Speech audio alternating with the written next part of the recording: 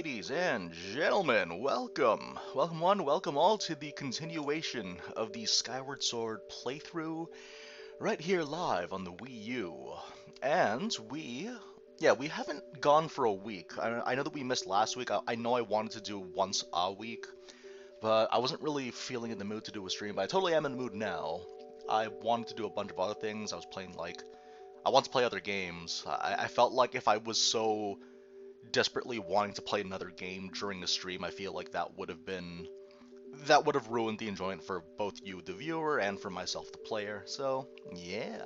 We're gonna get started real soon. Quickly just put this up on the Twitters, and we're gonna get started. For all you guys that are funneling in, hello. Hello to people that are watching from the archive right now. We never forget about you, because you guys are a large part of, the people that matter. sorry, live viewers, you don't matter as much as the archive people. I'm kidding, but yeah, we're gonna start Skyward Sword real soon.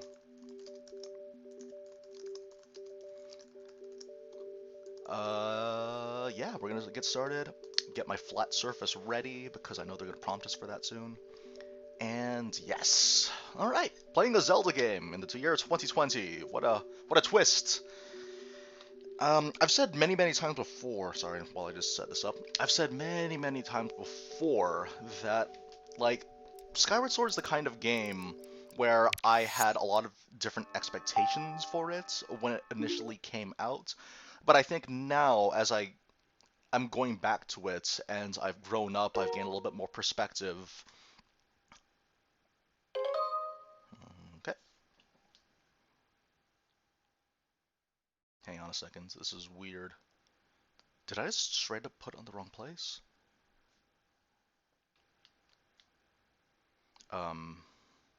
Sorry, let me continue that thought. I'm pointing it at the screen. I think I need to put it like straight up on the... Oh. That's so weird, but okay. We'll just have to put it like right down the middle of myself. But yes, yeah, this is the kind of game where I had very different expectations for what I wanted in a Zelda game. And this is one of those things where, like, you're a teenager, you have this very arbitrary understanding of what a game should and shouldn't be. But with Skyward Sword, I guess the problem that I had with this game is that I never really looked at its own merits. I never saw Skyward Sword and said, hey, thank you. I think this should be okay. Wait. Okay, neutral position. Okay, we're good. It's one of those, it's definitely the kind of game where, like, I had different expectations, but I think after playing more games in my lifetime, I started to realize that they want to go for something different, and I have a better understanding and appreciation of the position that they were in. Like, for them, they want to make a very accessible Zelda game, and this game does succeed in that. In some ways, I still wish they didn't have to be so hand-holding, but at the same time, upon replaying this game, having forgot everything about it, I'm very grateful for the hand-holding nature of it, just because it was so overwhelming with all the information they had to throw at you in order to play the game properly.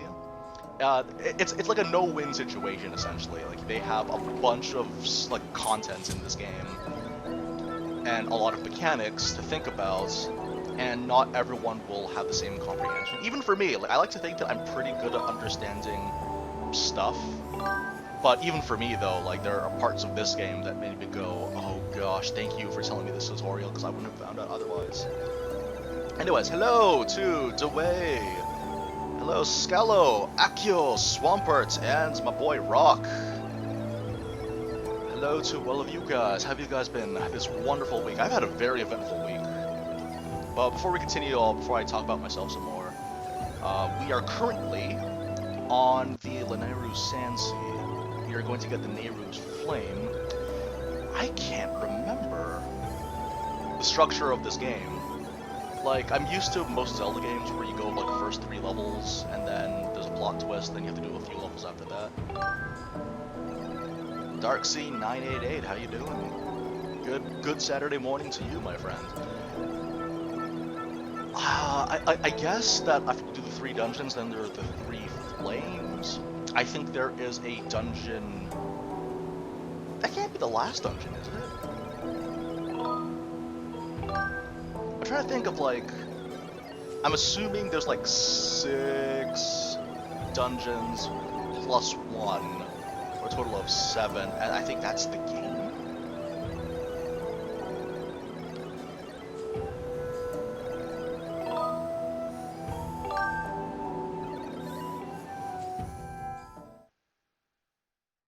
Like, I'm pretty sure that's the game.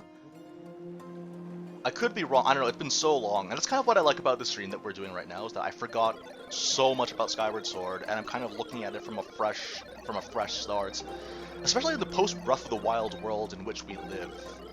I know a lot of people, they say, like, you know, Breath of the Wild completely destroys all the notions of game design that Skyward Sword had, but I think Skyward Sword still has its moments, though.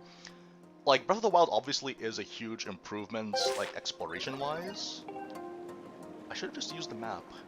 Hang on. I keep forgetting that you have to use the C. Yes. Oh, you actually have to be holding forward. I'm used to, like, Mario Kart, where it's holding A to let you go forward. Oh man, it's been so long since I've done this. Half-Life is a game that a lot of people refer to when they think of, like, FPS exploration type games. Like, they'll more likely think about Half-Life before they think of, like, Metroid Prime, which is saying something.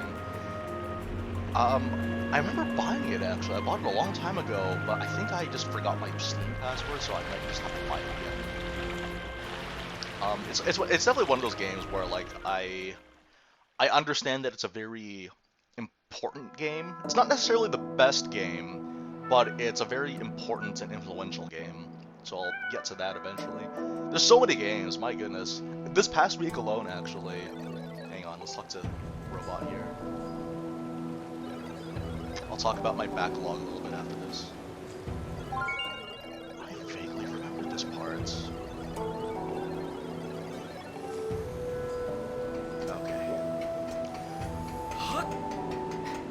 Oh, no, sorry, before I talk about the backlogs, we have all day to talk about that. So, the thing about this and Breath of the Wild is that I think... Yeah, it's tricky, because the thing about Skyward Sword's world is that a lot of it is intentionally restrictive, and that's what makes Breath of the Wild shine, is that there isn't as much restriction. Because one of the things I still don't like about Skyward Sword very much is that so much of the world is shown to you, but a lot of it is you just can't go here. It's very intentionally placed in front of you that the part that you're in right now, I get that it's supposed to be a reflection of your progress in your adventure and your growth as a hero, but that, in my mind, flies in the face of what the Zelda series has always been about, and it's been about exploration, that at the very beginning of a game, you can quite literally do anything, but that doesn't mean you should. Like, I think Calamity Ganon being, like, the most obvious example of that, where you could potentially go for the final boss when the game begins, but you would have a lack of equipment, but it's still entirely possible to do. Story-wise, it's tricky, because the thing about Breath of the Wild is that it tells a different kind of story, or it has different storytelling technique. Because again, this is the kind of game that's designed around being... Skyward Sword is the kind of game that's designed around versatility and flexibility. And the thing... Oh, hang on, let me... Like, Skyward Sword is a much more streamlined, it's a much more traditional narrative structure, whereas Breath of the Wild is more like, this is a world in which we inhabit, and your ability to see the story is going to be portrayed in a way that reflects that. That's not for everybody. I'm not saying that is something that needs to be in every game, but I am saying that it is something that is unique to this game, to Breath of the Wild, and that doesn't necessarily mean it's bad, it's just different. Of course, this is a taste thing too. Some people prefer straight up, just like, straightforward narrative. I'd say that out of all the Zelda games, I think Skyward Sword has one of the better narrative type structures in terms of that, where it's like, it's like it's just slowly giving you pieces of information about the world over time, and then as you beat each dungeon, stuff becomes more and more revealed to you. Between that and Twilight Princess, I think those are like the two big ones that, like, whenever people talk about like their favorite story.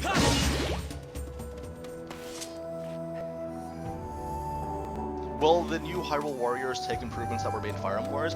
I should hope so, because a lot of because the thing about Fire Emblem Warriors, I don't know if people remember this. Oh no, come on! I hate how when your sword break free, you might end up swinging your sword accidentally into a guy. Okay, I think this is a good positioning that we're in, because I know that previously we had problems with the nunchuck. My batteries are fully charged. We're actually very good at battery efficiency. Like, I remember checking the last stream, and our batteries were still full. Oh, but yes, sorry, Hyrule Warriors, though, I hope so. For those of you guys that don't remember, Fire Emblem Warriors on launch was really messy. It wasn't until several patches later where it had all the quality of life stuff that you should expect. It's not like it's very annoying at first. It's kind of like with Xenoblade 2. Like, that game when it first came out had a lot of issues until they started patching a lot of quality of life stuff, and it made a lot more sense, and it was great. Where it's kind of like with Fire Emblem Warriors, where in that game, can I fight this guy? Like, there was the ability to sell items, and now, like, I remember previously when you had to sell your weapons, the idea. This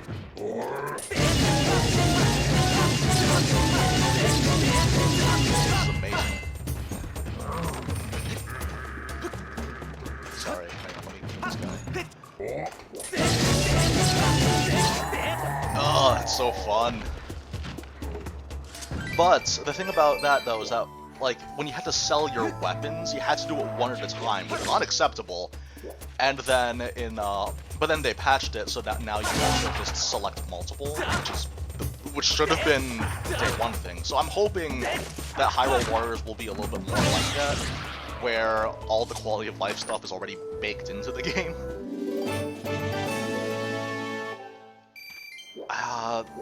That was kind of the weird thing, though. I think that a lot of quality of life stuff could work. I think a lot of the improvements that were made.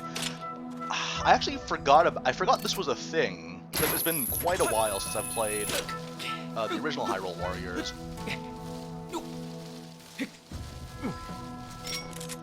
It has been a while since I've played the original Hyrule Warriors, or the Definitive Edition, but there was the issue of the Fortress Captains.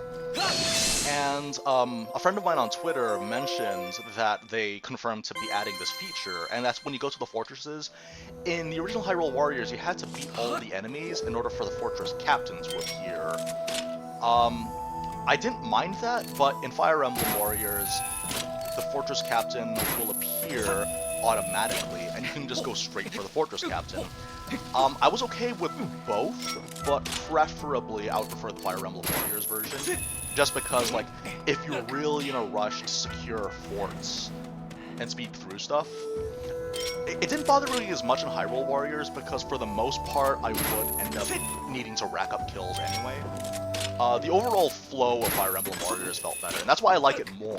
A lot of people were surprised when I mentioned that I like Fire Emblem Warriors more than Hyrule, but I actually really liked that a lot more just because of all those little things, and I hope that'll be present in Hyrule Warriors as well.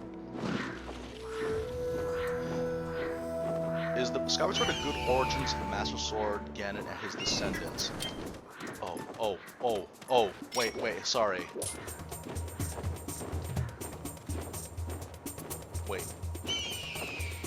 There's quite a few things that can be said about that. I'm glad that they don't have to do fishing on those things. Okay, so initially, again, going back to the whole thing about how initially I wasn't super blown away by Skyward Sword, but I think overall, after a while, I was like, okay, well, on its own merits, it works. When it comes to the origin, the fact that you are actively doing something to create the Master Sword into becoming what it is, I like that. I don't think it's perfect, because maybe if it had more of a, like, what would I say? If it had more to do with, like, the actual forging, like, you know, if there was actual, like, forging involved, I feel like I would have liked that more, but now it's just, go to a dungeon to collect a flame that will improve your sword. That's not bad. There's nothing wrong with that. Wait, how do I beat this guy? I can't just go there. I'm not saying that that is a bad thing, but it is a thing that exists in this game where it's just like you improving as a collectible. I would have done it differently instead of just have the typical structure of Zelda. But I think it's kind of the thing where I differ compared to most Zelda fans. They, like, you know, they complained about the lack of traditional dungeons, but the thing is, though, traditional dungeons, as good as they are, it's nice if they do something different once in a while. And which is why I was never sore about Breath of the Wild structure. How do I do this? I don't think I can go here, but, like, where would I go?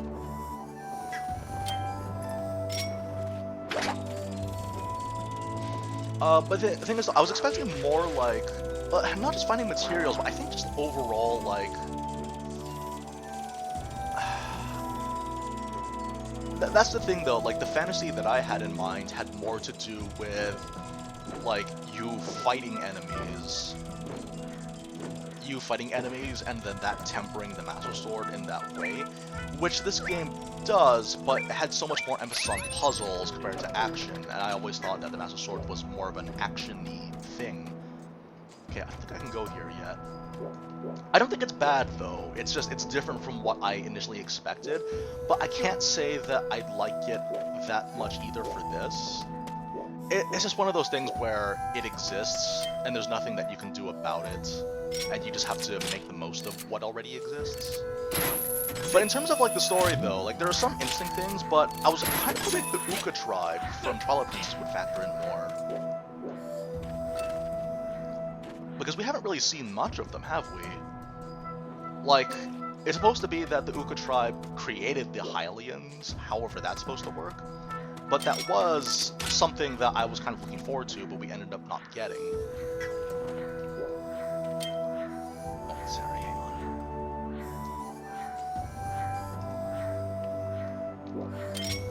Yeah, well, finding materials, not necessarily. I like the idea of the Master Sword is a legacy weapon by the goddess.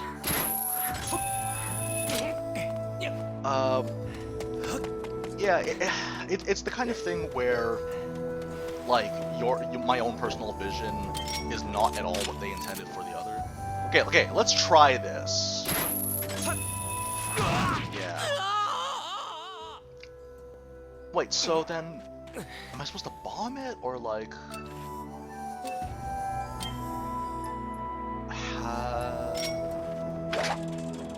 Wait, is it like this? Oh, okay, that was easy. I have a tendency to overthink things. Speaking of overthinking, I recently beat Paper Mario Origami King, which is an amazing game, by the way. If you are somewhat interested in like turn-based RPGs, you definitely gotta give this a try. It's a really good game. But there's so many puzzles in that game that I have a tendency to overthink. There's so many puzzles in that game that I have a tendency to overthink. And it's funny because, like, some of the solutions to the puzzles in the combat are really, really simple. But it was a very good time. I had a lot of fun.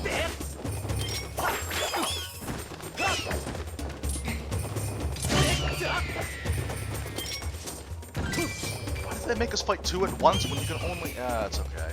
That's fine.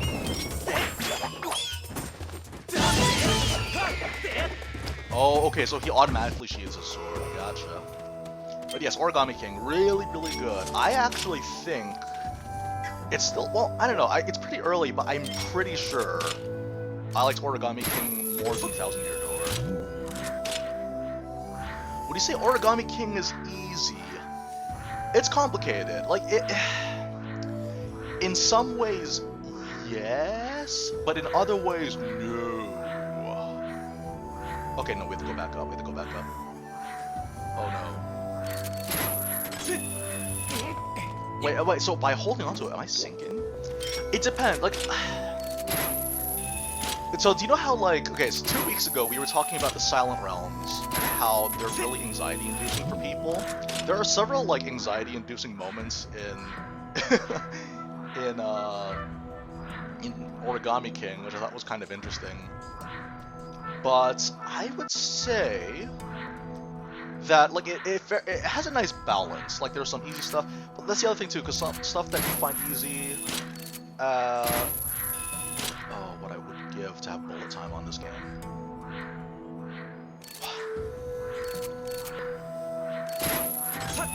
There we go. Somehow that worked.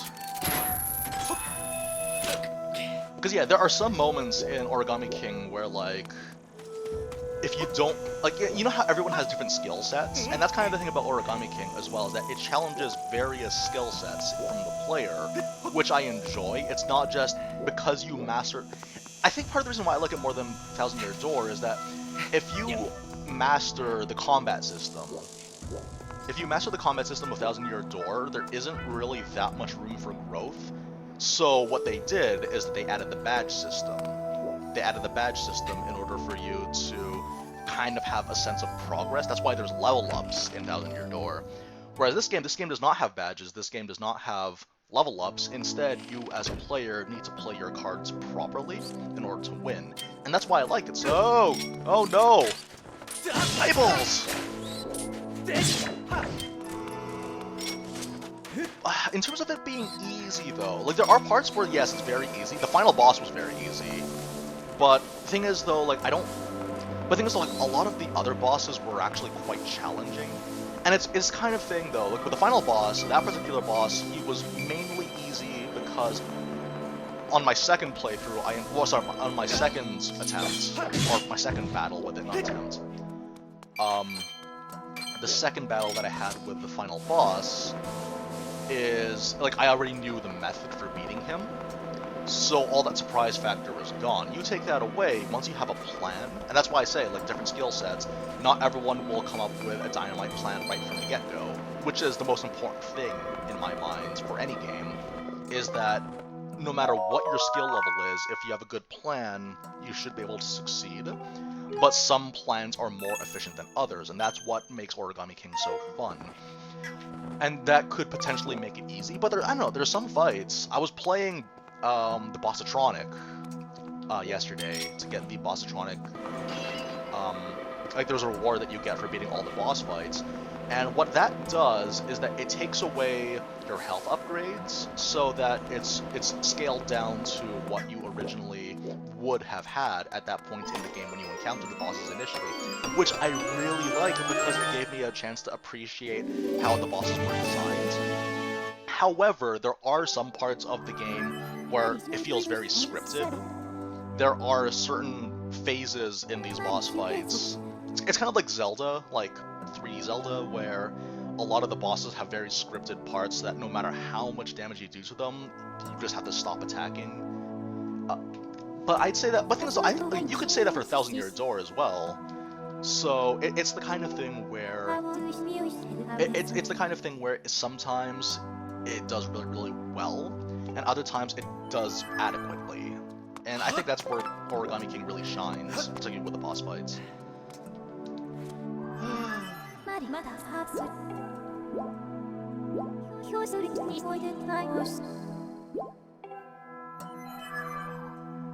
Bug infestation. That's comforting. Should we deal with bug infestation? But no, but Origami King, it varies. Sometimes it's very easy, but it's like fun easy, and sometimes it's challenging and it's fun challenging. It's a mix.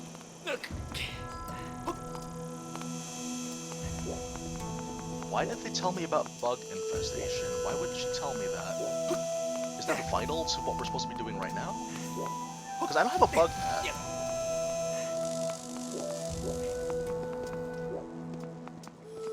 I guess we're just gonna go back.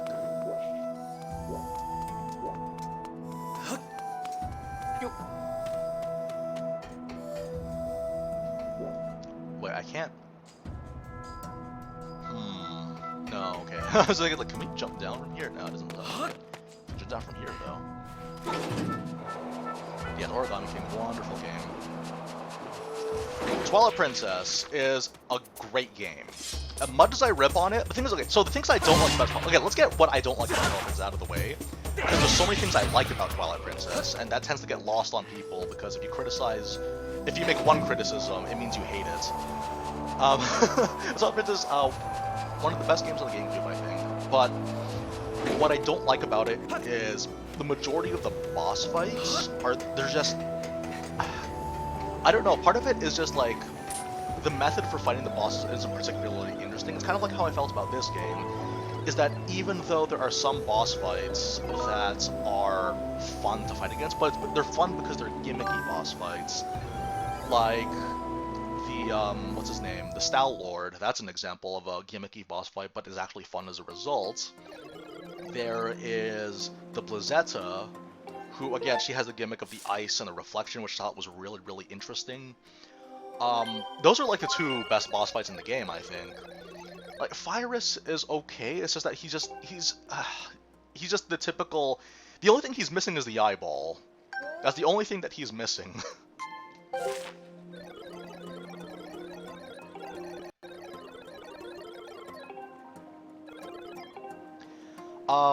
Yeah, like, he's like the non-eyeball boss. There's nothing wrong with that, it's just that I don't particularly like it. Because there's no way to fight him outside of just the restricted method. And that's a problem I have with a lot of Zelda games, and that's why, again, I'm very forgiving towards Breath of the Wild for having samey-looking bosses, because even though they, design-wise, look very samey, it makes sense from a lore perspective, and they all fight differently, and you have different methods for fighting them. But aside from that, though, Twilight Princess has really, really nice overworld, really nice music. Midna is probably the most interesting character, the most interesting, like, sidekick character. Like, she and Tattle have a lot in common. She's basically a much more fleshed out Tattle, which is great.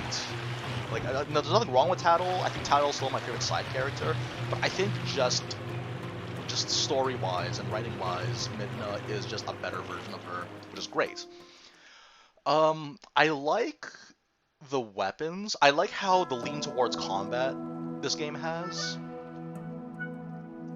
I like oh, the dungeon design's some of the best, I think. In my opinion, the dungeon design of Twilight Princess is some of the best in 3D Zelda as a whole. Like, it's really, really good. Like, they don't feel long at all. They keep showing you different objectives. It never feels too complicated. It's just complicated enough that you might have to stop and think, but once you get it, though, it's like clockwork. It's really good. The items that you have, the double claw shots are really, really interesting. Like, he looks like they specifically designed Link to look as dynamic as possible using the double claw shots. But I like how they have an application in combat. I like the sword technique system. I don't want it to be in every Zelda game, but I think in Twilight Princess it works very, very nicely. The Cave of Ordeals is a lot of fun. The only thing I don't like about Twilight Princess's side content is what's it called? I think the only thing I don't like is the Poe souls. I don't know, like, they're not particularly... Like, I don't really feel inclined to get them. They had to put them in dungeons for some reason. Although, the Arbiter's Ground is a great level. Wait. Lean your body to balance the weight of the car. Oh, no. Okay. Oh, no. Alright, here we go.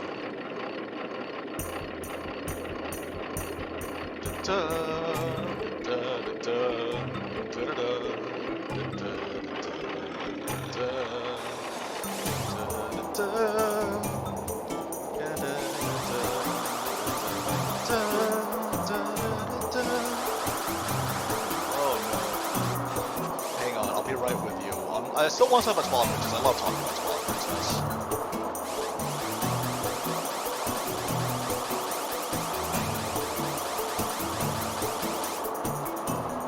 Oh no, but where are the obstacles that we have to jump over? Oh Oh! Oh, okay, we're okay. I don't remember this part at all. Oh, man.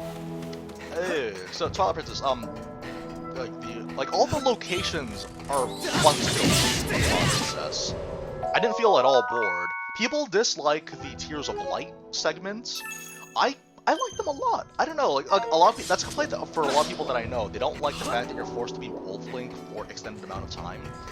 But what I enjoyed about the Wolf Link sections is that it gave you a third-person perspective of the hero that Link is supposed to be. It's like, it's third-person characterization, essentially, which I enjoy. What else? Some of the, like, no, the mini-boss fights were very good. The main bosses I found were a little bit of a letdown, but the mini-bosses were, like, very fun. It's like the polar opposite of Wind Waker. Oh, I have to lean the other way? Okay. It's Rainbow Road, it's where you go. I thought the X meant jump over me.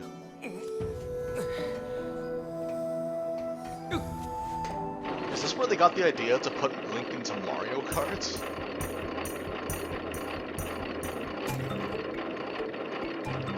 It's Rainbow Road, it's where you go. Da da da da, it's Rainbow Road. I'm very bad at tilting. It's funny because I can't tilt it all the time. Woo! Oh, this is so fun. This is great. I like this. Oh. Did I? Okay. No, I thought that I'm not sure if that's a jump or if that. Oh, turn. Okay. Oh no!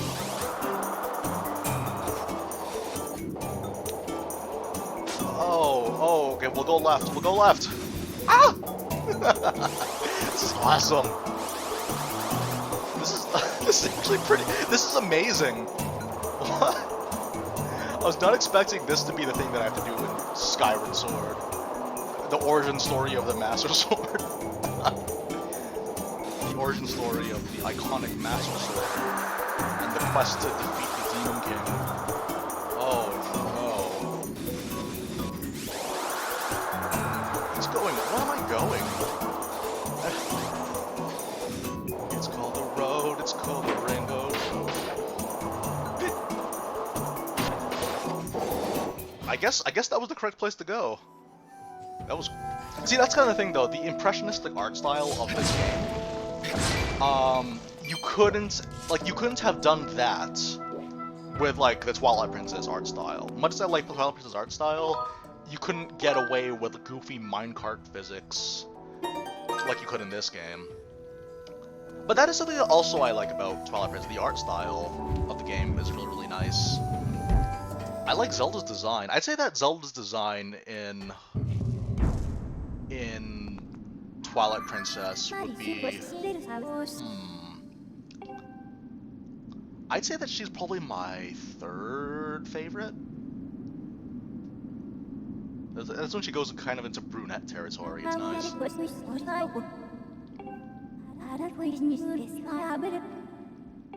Okay. It's cleanup time.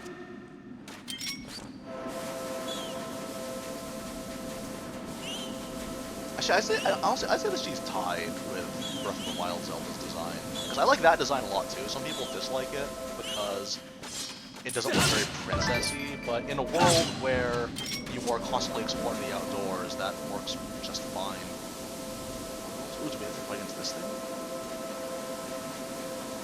I said that my favorite Zelda design is the Smash Bros. One. The Smash Ultimate one. I like that one a lot. It just, I don't know, it just, like, everything about it is struck a chord with me.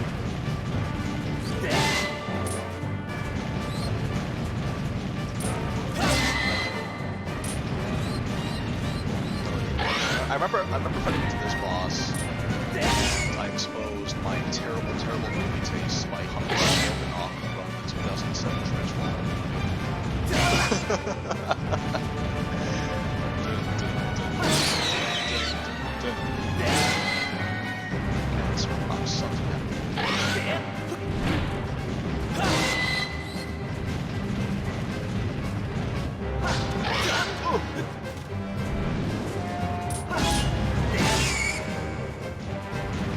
This is so exciting.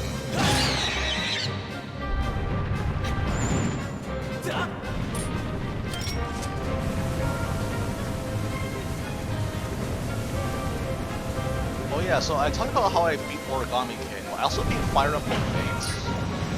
I had fun with it too. But for a different reason from Origami King. Origami King had like all the nice story in it, but Fire Emblem Fates was all about that, that wonderful map design that makes me feel safe at night. I would say that, yeah, it's funny because I feel like the two games that I played, I enjoyed more than the counterparts that I played in the past. Like, I prefer Origami King over 1,000 Years War, and I prefer Fire Emblem Fates over Radiant Dawn. Radiant Dawn wasn't a bad game, but it's just that, like, it was a lot more compact. I haven't played Path of Radiance, I probably never will, because it's impossible to find a copy of that game. I know that in Radiant Dawn there was so much issues with unit balancing that it was like, okay, you have all these characters, and I don't particularly care about most of them. Like, there may as well have only been 5 characters. In Fates, it's similar, but the thing is, though, is that it's much more pick and choosy.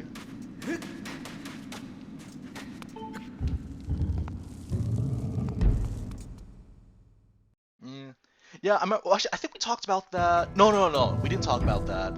The shift in art style between Wind Waker and Twilight Princess.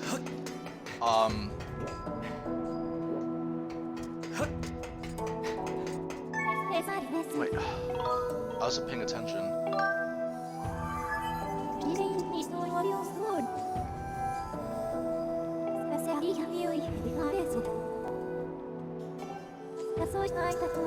Okay. Sorry. Do I think? No, I do not believe Azura is a Mipha. Oh, sorry, that Mipha is a Azura's reskin. They look nothing alike. Like thematically they're similar, but in terms of like moveset, but what little we see in the moveset, they're completely different. Sorry, okay, what was I saying? Okay, sorry, so I didn't mention it, but I did save to a friend this week that the art style of Wind Waker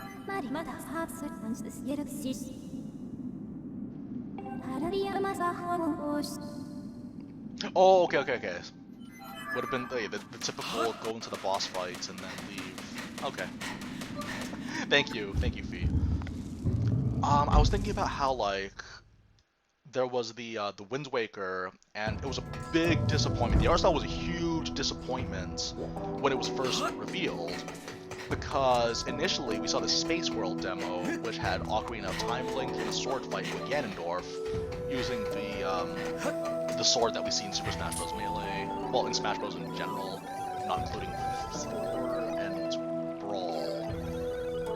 But yeah, the Ocarina of Time Ganondorf sword. Like, there was a sword fight between those two, and then it changed to Wind Waker. People were disappointed. It took a while, but people warmed up to Wind Waker and the art style. Wind Waker, I'd say... Yeah,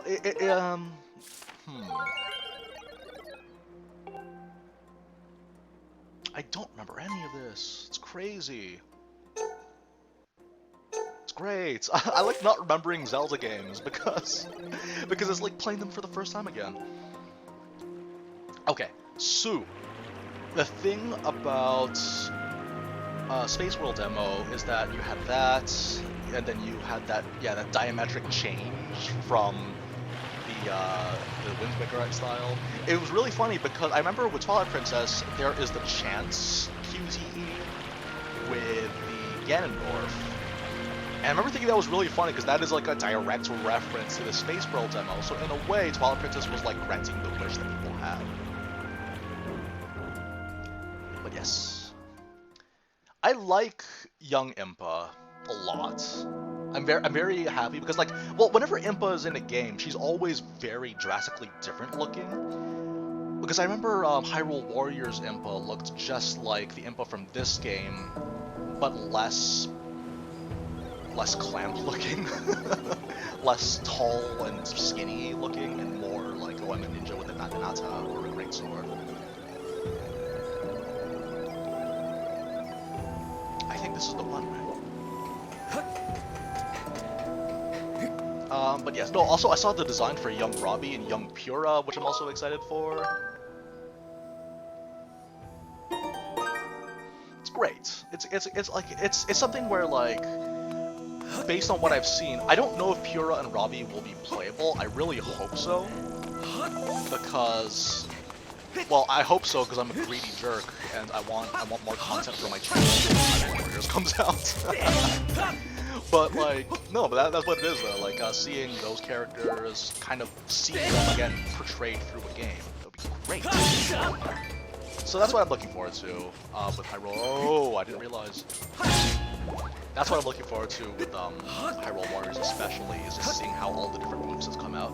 We saw gameplay of Urbosa, which looks fun. Is it the people that were playing the game? Part of it is that they aren't, like, I feel like they haven't had much time to practice the game, so I didn't really get to see much. I couldn't really speculate, which I guess is fine. It's better to... I guess it's fine that they didn't really have the best demonstration, because I'd rather just...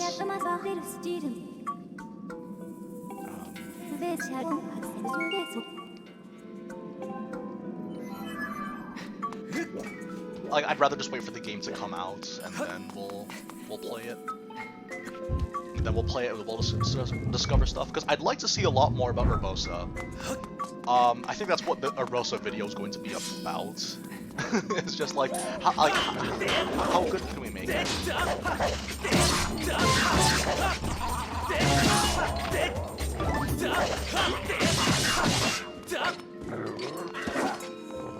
Better at this. Oh no! What was I saying? Oh, I tried doing the other attack. There we go.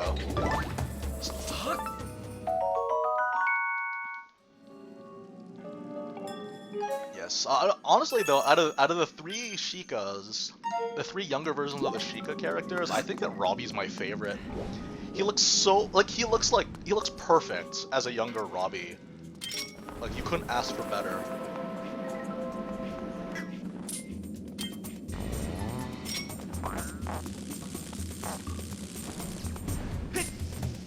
No, you were supposed to stay in one spot. Okay, goodbye. But yeah, that's the thing though, is that like all the characters, like, we haven't really seen much of them, but I am glad that Link is going to have a Lance moveset and a Greatsword moveset. So that's gonna be fun. Because I've always wanted to use the Royal Guard's Claymore. The Royal Guard's Claymore was my favorite weapon in Breath of the Wild, and the fact that I couldn't really use it because it had low durability for some reason. We're gonna use it in this game. It's gonna be great. Okay, so they did not show adventure mode. They did not show adventure mode, leading me to believe that adventure mode may not necessarily exist. I don't think that's going to be the case. But, oh no, this was so avoidable. Okay, so as far as we're aware, there was no adventure mode, but... Okay, so let's assume, worst case scenario, there's no adventure mode. Sorry about that.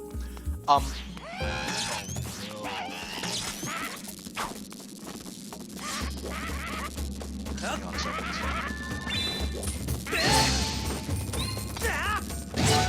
This is a good position that we're in right now, alright.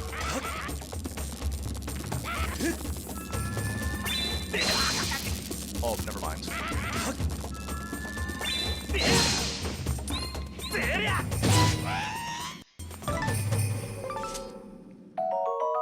Okay, so assuming there was no adventure mode, that would suck, but the way that what we've seen so far, and remember, this is all pointless speculation, I could be wrong, is they, like the adventure, like the actual map itself has so much stuff that maybe we'll be fine. That maybe we'll be fine. Because there's just so much stuff on the map. That's the thing though, like, I have a hard time believing that there will be no adventure mode. But assuming they, like, I'm assuming it'll be very similar to like Hyrule Warriors, where in that game...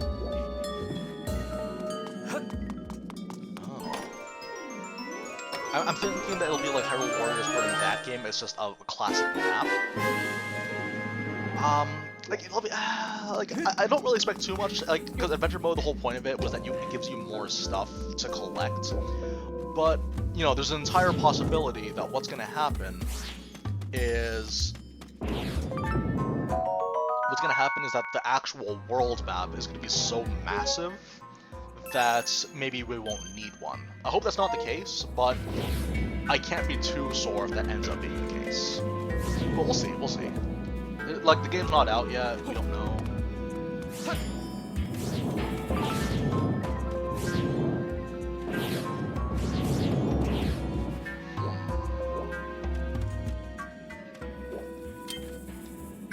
Wait, is this sinking sand? Yeah, it is. You were right there, like, just put your arms out! Just put your arms out, man. Okay.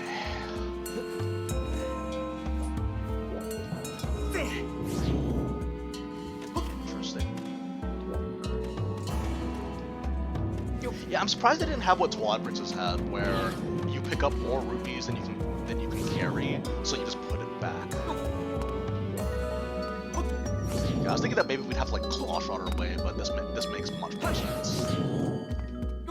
People don't realize, but I'm actually terrible at video games. It's just that I keep trial and error. I'm actually really dumb when it comes to games. This is like the most sensible thing to do.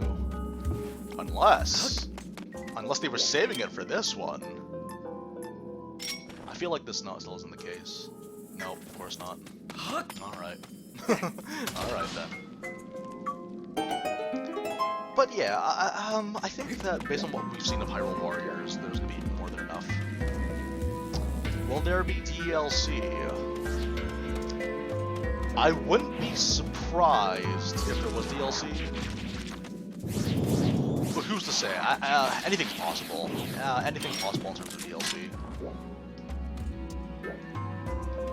No way to go back. Yeah, this is kind of like an anything goes kind of scenario where they could. I don't know, like, it's weird because I remember with Hyrule Warriors with its DLC, they had a lot of good stuff, but I can see not everyone being super happy with it. How do I do this?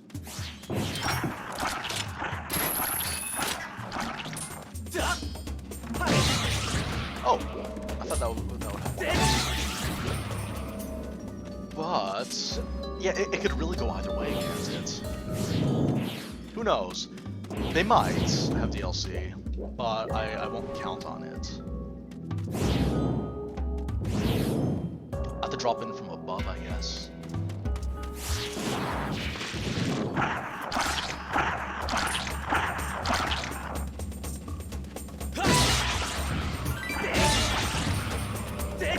Getting better at aiming our swings because our positioning is actually good.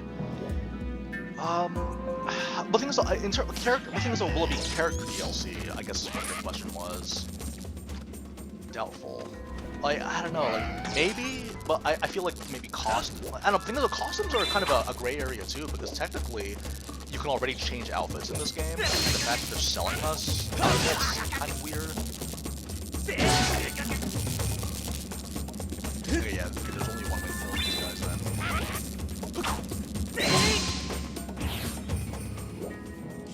Okay. Because that's the thing though, like, we already have like, the outfits to choose from. I don't think there's any need for in that sense. Who knows? Anything's possible. Ideally, there would be like free DLC, but there are some recycled assets.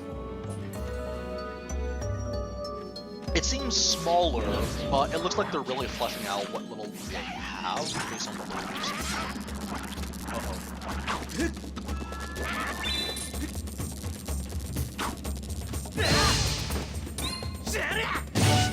I'm better at this.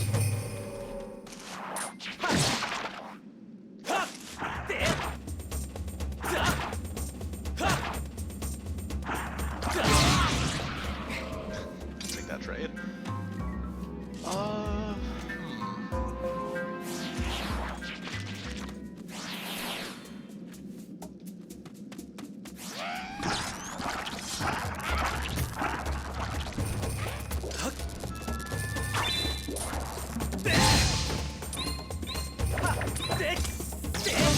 come on.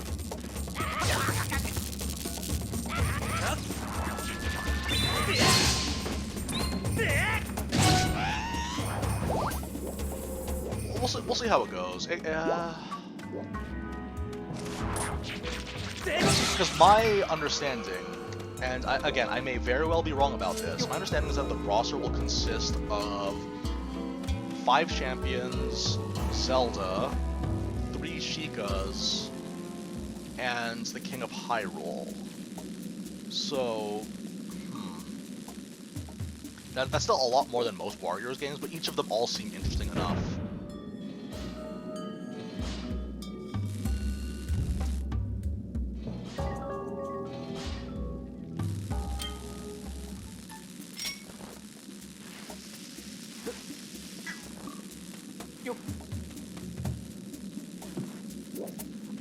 I think they, like, part of me thinks that they're going to do like the route that they took with, because I know that like the Sheikah slate is supposed to take the place of the tools from Hyrule Warriors, like the bow, the boomerang, and what else did that game have? All I remember was the bow and the boomerang. Oh, and the bombs.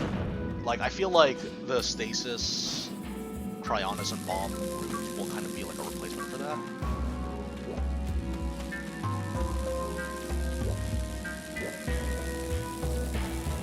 Wait, so how does this work?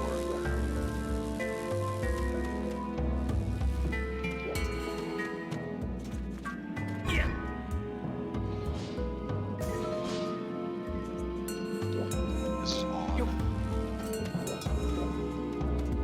Oh, wait a minute, I think...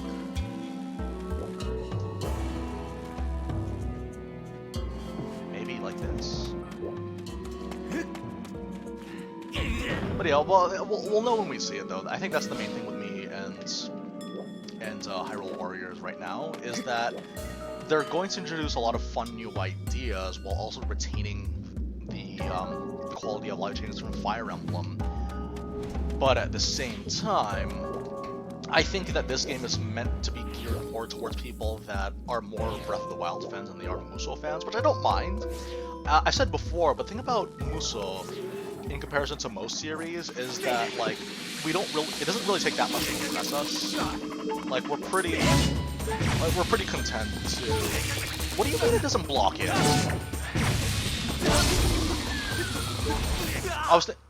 Okay.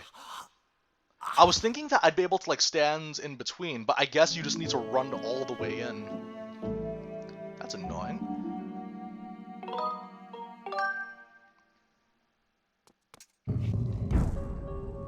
I was thinking that I could just use the other body to block it, but I guess that's not how this game works.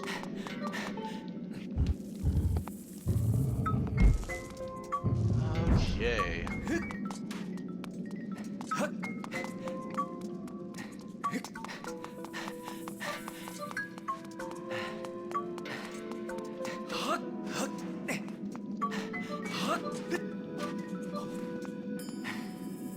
What else happened this week? Oh yeah, I got my first Bloodborne. I got one of my first platinum trophies on PlayStation for the first time in a while. It was Bloodborne. I have this thing where every October I play Bloodborne, and I didn't realize how close I was to getting the platinum trophy. It's compared to other Souls-likes, this is one of the easier platinum trophies to get, so that was quite pleasant. The only thing that was preventing it from being an easy platinum trophy, in my opinion, was Chalice dungeons. Like this really convoluted mess of like going through like, several like codes that you have to find. Sometimes you might even need to go online and get one of the because it's weird. It's very odd. It's very maze-like. A lot of the areas look the same, so there's very little sense of direction. It's very weird. Okay. Ooh. Might as well stock up on these flowers too. What have you guys been playing lately? After the stream, I will probably start Hades. I don't know much about it. I just know that it's the same developer that developed Bastion back in... Come on. Bastion was back in 2010? 2013, something that time period. But yes, Hades, I've heard a lot of good things about it. Looking forward to playing it. Oh man, yeah, Final Fantasy VII Remake is the game where they wanted it to be the game that you replay. They wanted it to be a game that you replayed, but like I couldn't bring myself to replay the game. Not because I thought it was bad, it's just that the overall structure of replayability, it's like, I think I was just spoiled by Astral Chain. That game had amazing... What is going on? Oh, I'm suffering right now. I'm sorry for you guys being forced to watch this. Me messing my jumps.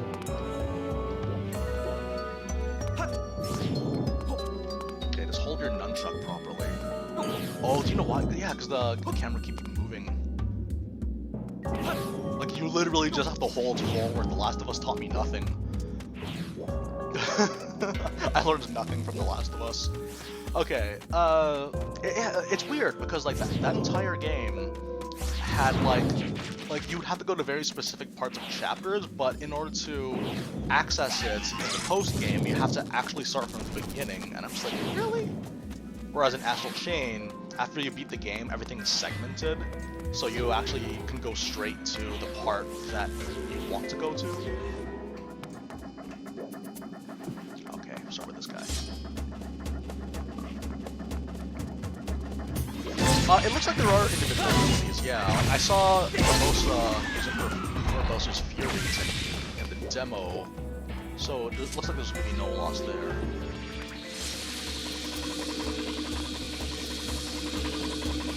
Feel free to stop! Keep on going. Alright. Is there another one?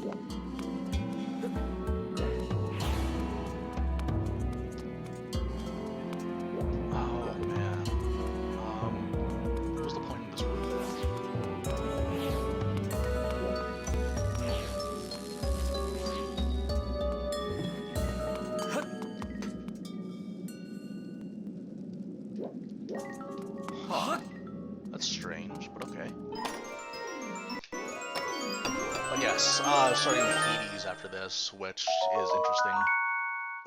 It looks fun, based on what little I know about it, but everyone seems to say nothing but good things about it, so we'll see. Yet another 2020 game that I never really expected to play this year. There's quite a few good games in 2020, it's just that I think this past year, playing all these games made me realize that it's very important to go beyond the stuff that makes you comfortable. It's very, very important to...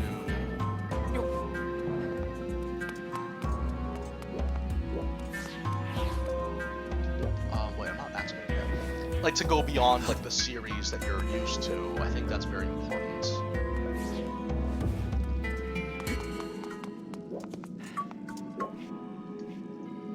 Hey, Peyton, how you doing? It's always nice to see a new face here. But yeah, like this past year alone, like you got games like I remember I played Doom Eternal, which was a very good time. It's funny actually, I mentioned that I played that game. Oh man, okay. Well, we don't have to fight them one at a time. I actually played that game after beating Resident Evil 2 Remake. And those games have like completely opposing energies. Okay.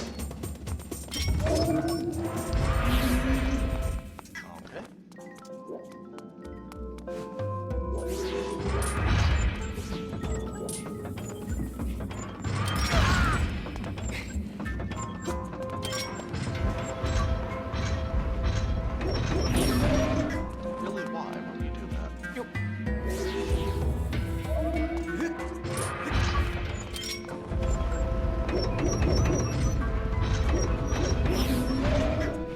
Oh, you're so annoying. Fine, I'll fight both of you at once.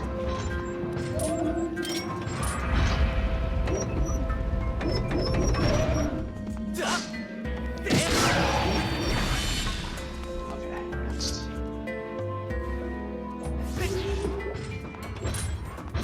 And then next year's gonna be no slash either. But yeah, like 2020, there were quite a few games that I played. Not that Resident Evil 2 before, but I also had games like. Sorry. Oh, this is stab. I tried stabbing, but he always goes for a slash.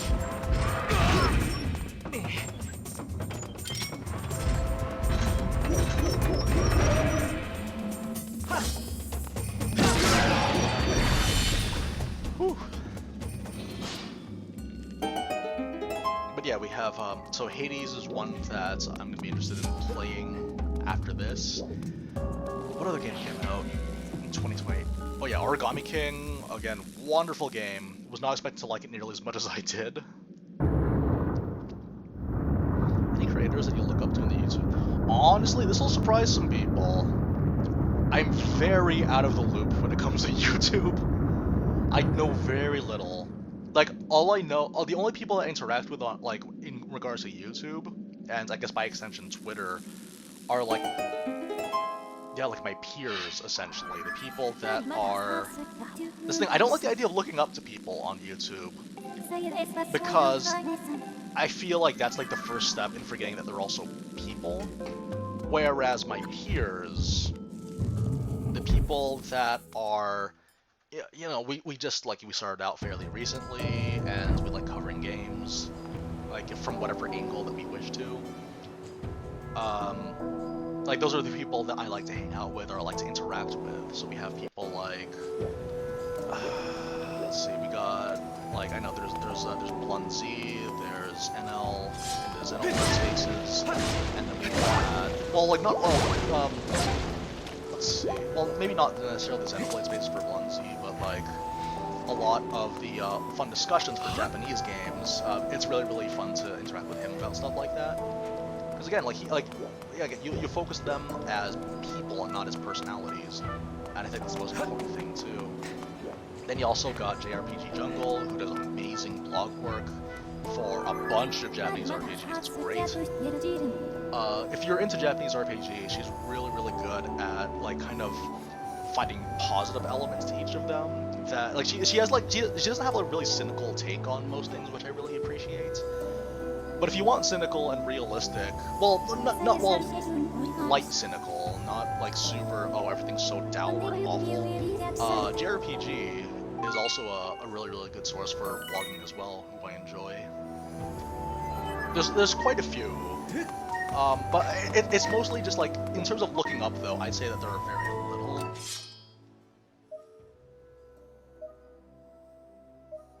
What?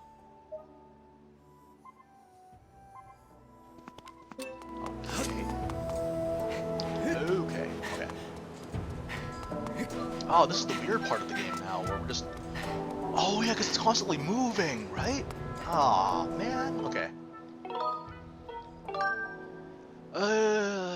But that's kind of the thing with me, though, is that I tend to not really look up to people. Not because I don't think they're worth looking up to. There's several elements to it. I think the first element is just that, again, looking at them as people and not as personalities. But also, you look at it from the perspective of the community. That, like, I remember actually there was a video that NL made, because he did a new Xenoblade Chronicles 2 Blade featurettes showcase kind of deal, and there was a commenter that said that there's no point in regurgitating this information because and Lee already did. But that's completely untrue. There is a point to bringing all the information back because we look at things differently. Enel and I, we both look at Xenoblade Chronicles. We both look at Xenoblade Chronicles 2 combat systems in different ways. He likes the more like efficient, optimized damage output, whereas I like the fun, punchy button presses. No playstyle is wrong, and that's kind of the beauty of the game itself, is that there's no wrong way to play Xenoblade 2. Unless it's the one that makes you bored, in which case, yes, that is the wrong way to make it. I think that's wrong for any video game. But the thing is, though, is that we both have different perspectives on how you do things, and because we have those differing perspectives, we can't do this, can we? Okay. How do I get out of here? I keep thinking of Origami King as I'm doing this. But the thing is, though, because we have different perspectives on a same topic, we're not competitive as a result. We may be similar, but we're not trying to one-up each other, or we're not trying to copy off of each other. Instead, we look at this game that we love so much and say, this is one way to look at it, but this is another way that you can look at it, and that's kind of the beauty of it. And that's why the sense of community is more important than looking up to people, because that asserts that one person is more important or has more impact than the other person, and that's not a good way to look at it. And in a way, that kind of ruins the hobby that we enjoy, because we look at it more as a business and less as something that we're genuinely passionate about. But yeah, so that's all I can really say. Maybe that doesn't answer your question. Maybe you had a completely different thing in mind, but that's kind of what it is, though. Like, the idea of being on YouTube, it's fun for us. It's social media. Is it around here? That's kind of the other thing, too. Like, I think that's part of the reason why, like... Oops, right beside us. Well, oh, okay. It was right beside us. I think. Oh man, yeah, like I think it's faster than us too. Oh.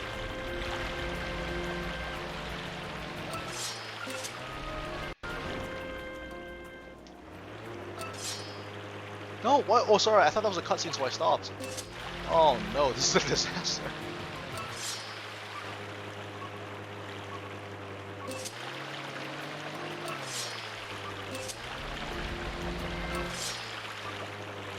I don't prefer... No, what? How did you get that? I definitely prefer 2's combat over 1's.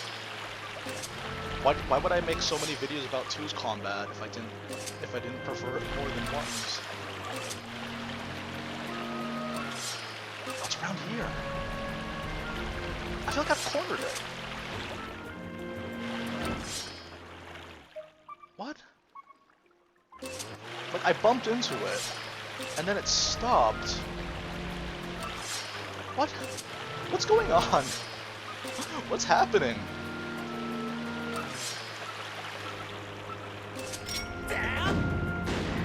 There we go. Oh, I have to hit it.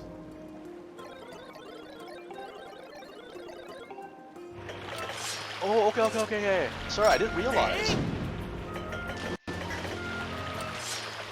Oh, okay. So we're just crawling around looking for a contact lens now. That's what this game is.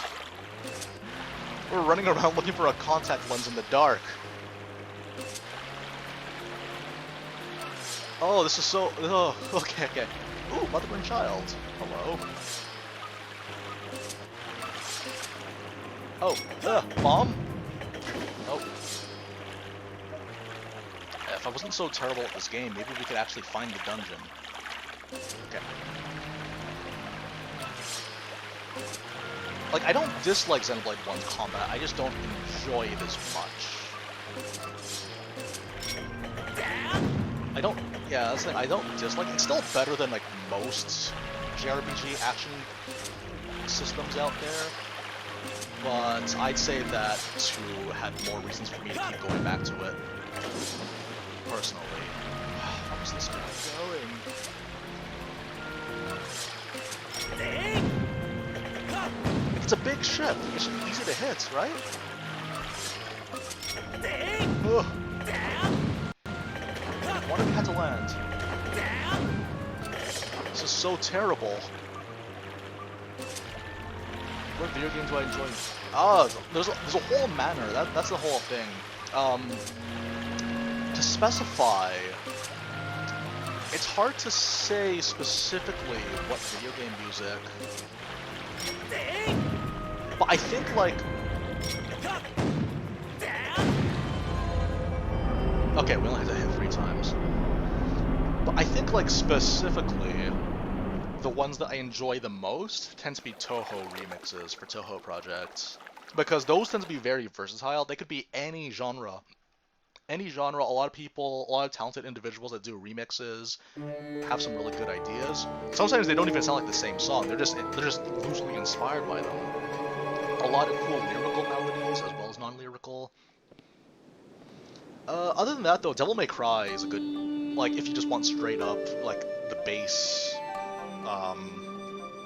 combat, oh sorry, what's it called? Like, actually, like, straight up ripped from the game, then Devil May Cry is a really good choice. No More Heroes also has very, very good music for the first and second game. Second game more so, I think, because that was more of an emphasis. But even 1 had some really, really nice things going for it. No More Heroes 3 is coming out next year, I'm so excited.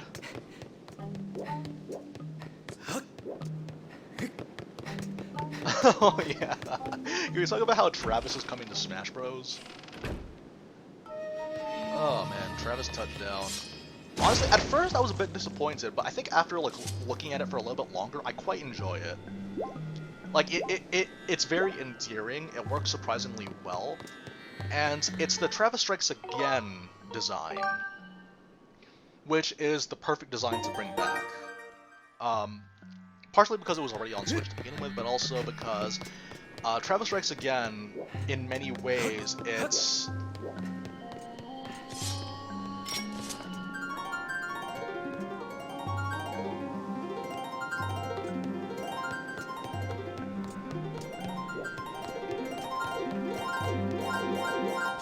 I don't know. But yes, they, because like, the thing about Travis Strikes Again is that it in many ways glorifies indie games, praises indie games for how they don't feel bogged down by, what's it called, corporate interference, and that's great. And so the fact that the character, the Travis from that game, is going to be alongside the Mii costumes from a lot of smaller independent games is really great. Who is Travis Scott? I see people like saying that around too. Like, I knew that Travis was gonna be Travis Touchdown, but I don't know who Travis Scott is.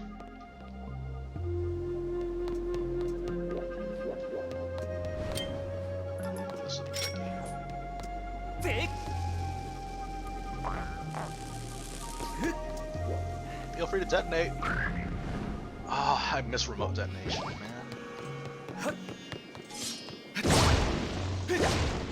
I think that was one of the other things that I really enjoy about Breath of the Wild as well, that sense of control.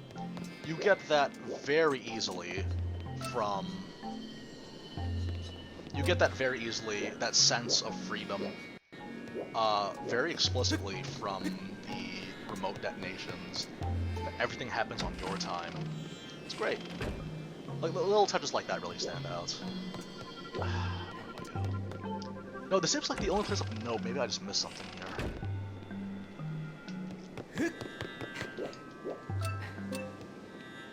Wait.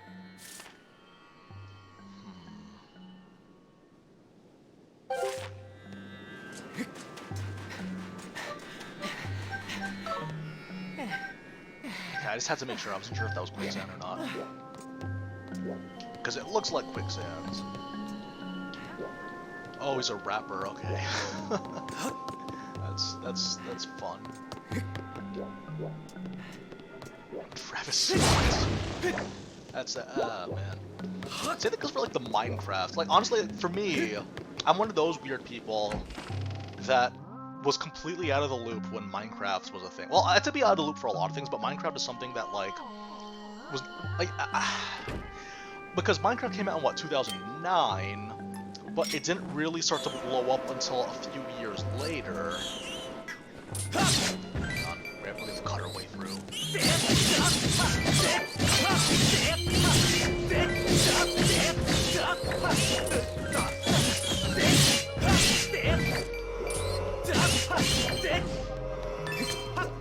we get them all?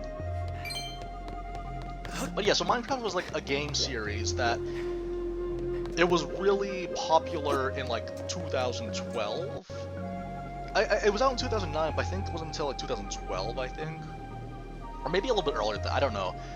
That just shows how little I know about it. But it got big after a few years. And the thing is, I was in my college freshman year. So I had no interest in playing it. I was playing Dark Souls that year. I don't just playing Minecraft. All I played in those years was Dark Souls and Final Fantasy 13. And I remember looking over at Minecraft, thinking this game is clearly something that appeals to kids. It's not for me. Walk away from it. I have to bully people for liking something that I don't like, or I think is weird.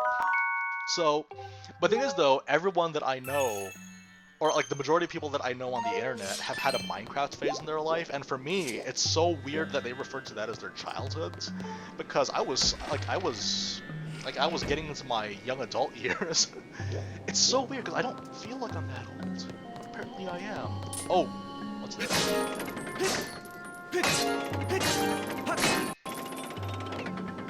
Wait, how do you do this again? I forgot. I don't know, maybe it's a new combination because of this area. I don't think it's the same as all the other ones. Oh, I kind of remember this segment.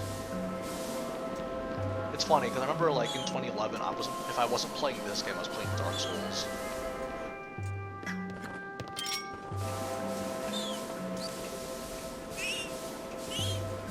Have I heard Virgil's theme in the MC5 Specialist? Of course I have.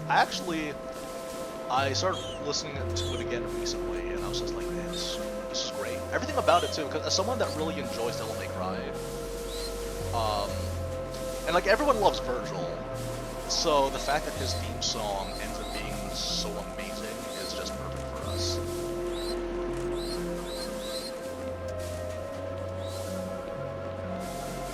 Normally I'd sing it, but unfortunately my range isn't that high.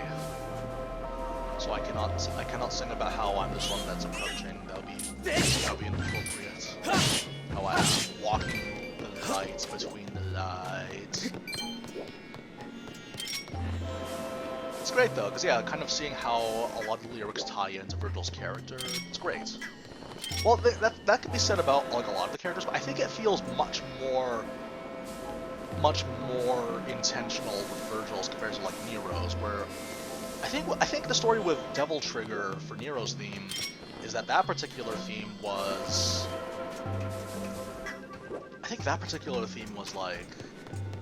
like just get the general gist, but he never actually saw the story. He didn't know what the story of Nero was going to be, so he just said, okay, the general idea of who Nero is this. And then he's just like, okay, so all these thoughts inside my head. You know, it's like all those things are just so, you know, just part of like what you would expect from Nero just by looking at him, general idea.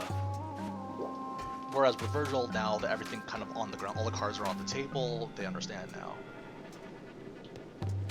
Sorry, what's that? Okay, so down, south, north, south, east, south, north, southeast.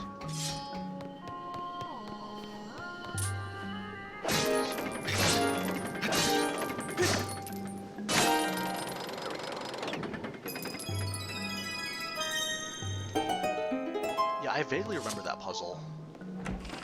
But thankfully, that's a little bit easier to understand. Do I get a new item already? Or is this just a map?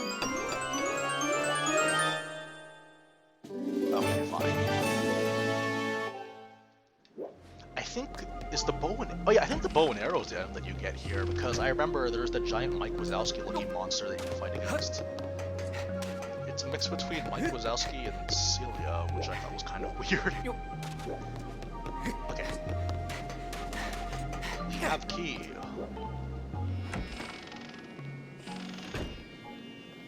What games have you guys been playing this year? Or this past week? A lot of people are talking about Genshin Impact, and like that game looks marginally interesting, but I don't know. Like I don't really feel the need to invest in a game like that. I think in general, like with gacha games, there's only so much of that I can handle, because it's kind of like how I feel about MMORPGs, is that no matter how good you get at those games, it's going to be obsolete at some point. What you have is going to be obsolete at some point, and it's just this rat race of constantly trying to get ahead.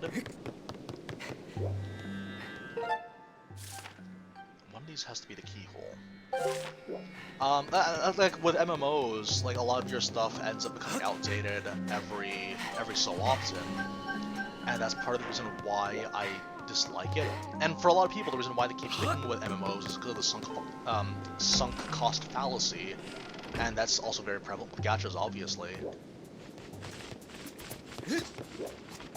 So it's one of those things where like, yeah, I'll just look the other way. It's clearly not for me.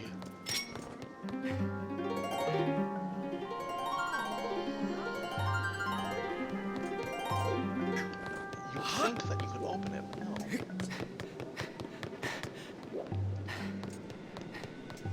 Oh yeah, Skullgirls. I heard that the developer had to cancel a project, which is too bad because I think that was wasn't that a crowdfunded project as well? That sucks. I heard that they had to cancel a project.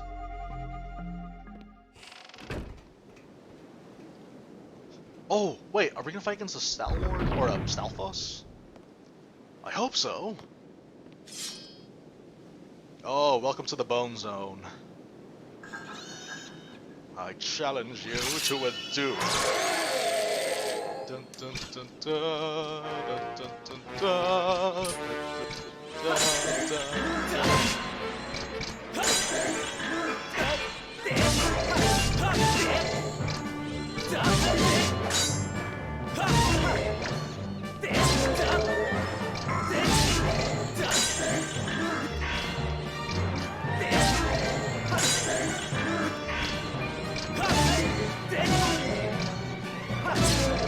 This reminds me of the pirate captain from Oracle of Seasons. It was great.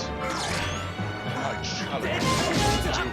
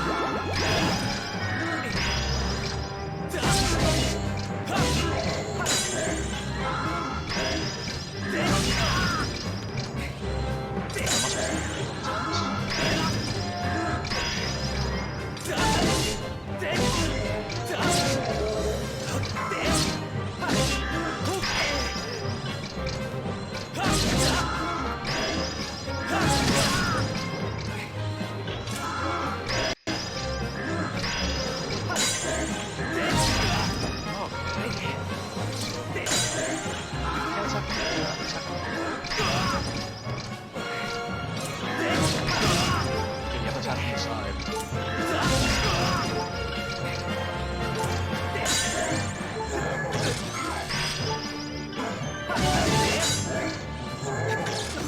Yeah, okay, I have to do that again. That's tricky, because, like, I'm trying to attack from the upper left, my upper left, but it keeps blocking it, even though it looks like there's nothing there to block with. So I guess it has to be from the lower left.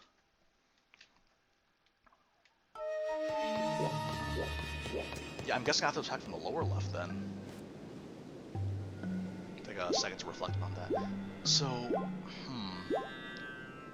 because, like, I thought that the logic of him losing his sword is that I'm free to attack there.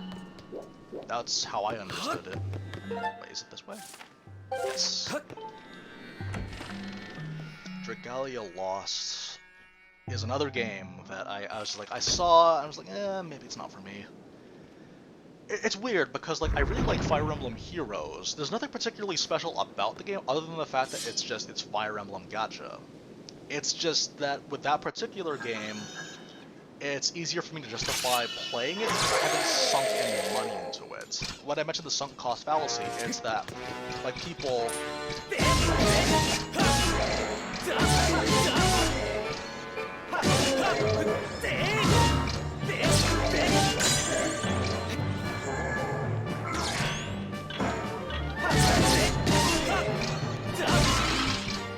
The thing is, though, is that, like, with, we'll talk about that later. Just finish this first.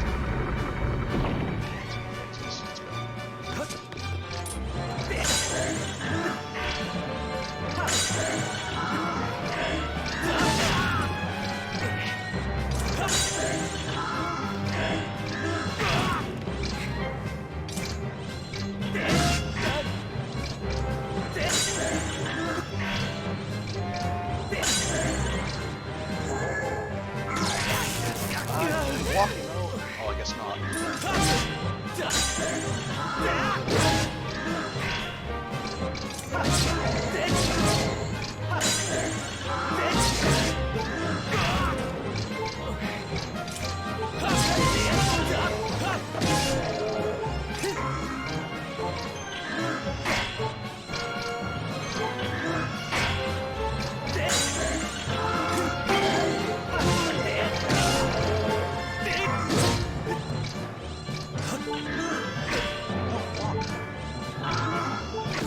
What are you doing?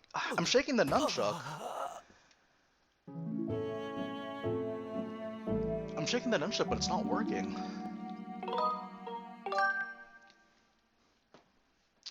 Okay, let's try it again. Okay, we just have to make annoying sounds with my seat then, if that's the case. Now, it's weird. I remember we had this problem with the Lanayru mining facility, where I kept trying to block, but for whatever reason, it wouldn't come out. And then if I practice it, it works just fine. Okay. In the very least, at least this is a cool looking boss to get stuck at.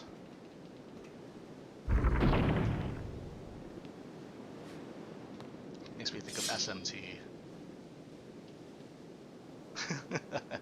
Alright, let's do this.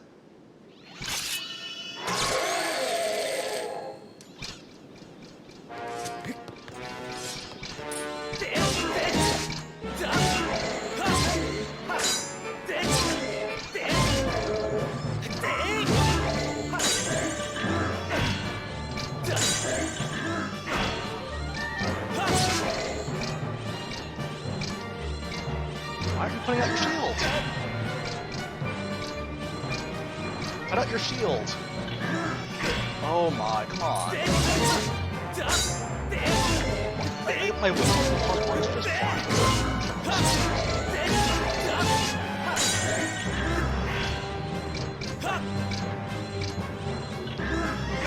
Come on, put out the shield. Why isn't this working? Put out the shield. I don't know why it's not working now. See, like, but you guys saw me practicing it, right?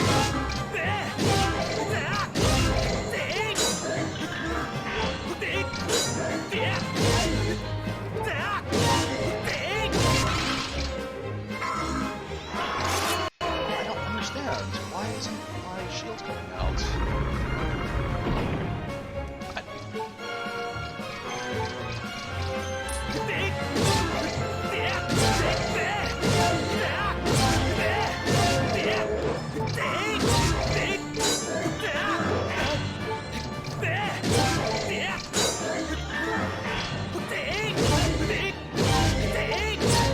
I guess we're just gonna have to do this.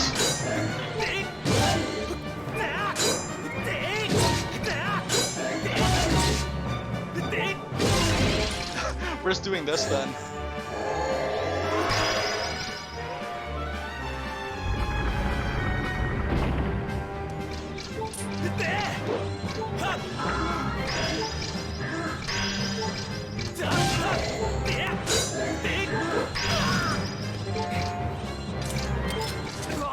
Okay, well, okay, so no more wasting time trying to parry because it's not working.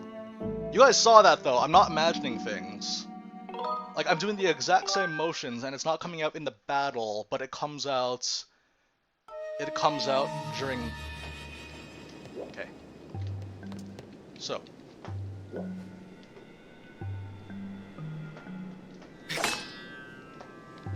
Okay, now it's just not coming out. Why? Why is it not working? Like, it's literally just the nunchuck. My remote works fine, but the nunchuck, there's problems. Anyways. So yeah, going back to my entire thing though, like with Fire Emblem, it was a lot easier for me to justify playing that one, simply because I haven't spent any money on it.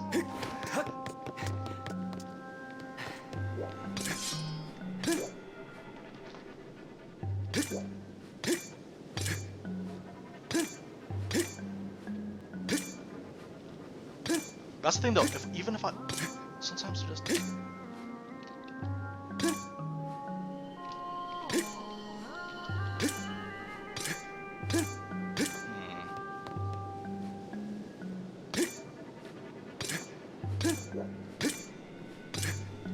Okay, let's just... Okay.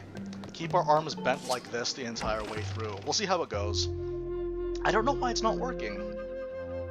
Hopefully... it doesn't matter, because we can just aerial rave him to death. Oh, that's odd. Akio, thank you very much for joining. It was fun talking to you.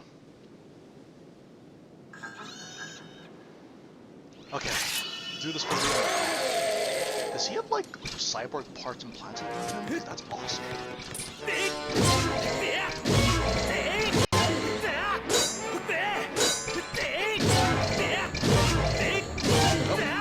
Aerial Rave, baby. We're Aerial Raven. You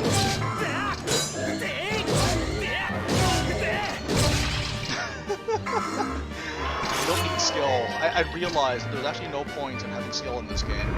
It's just jumping. Skybound sword.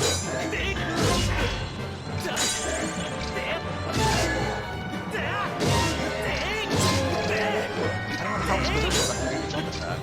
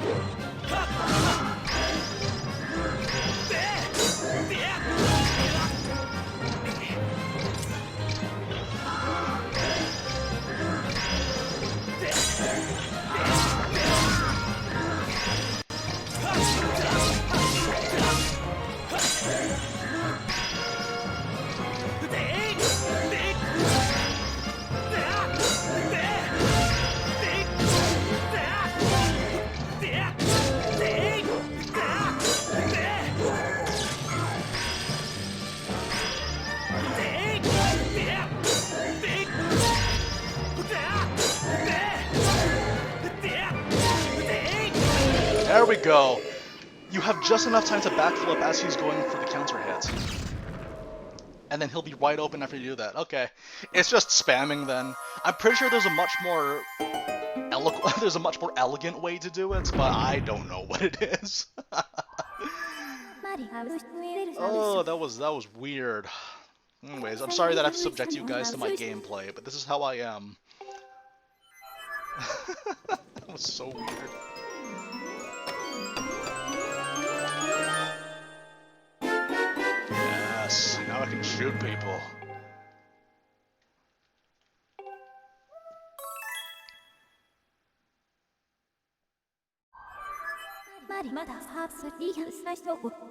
Yeah, I know, right? It's weird because like I'm trying to I tried putting out the shield. That's the thing. I feel bad because the people that tell me use the shield to parry attacks, that's very good advice. That is very good advice. Thank you for it. But I don't know, man. My hardware does not believe so. I believe that that is good advice to use the shield. I really do.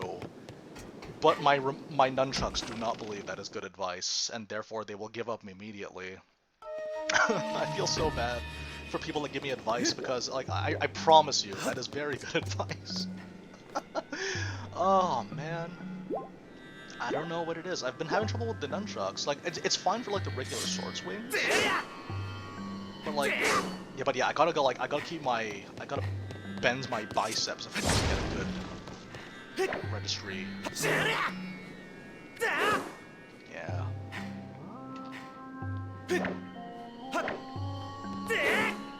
It's weird. Like, it's very finicky. My nunchuck. I'm pretty sure for everyone else's game it's just fine, but I don't know for me though.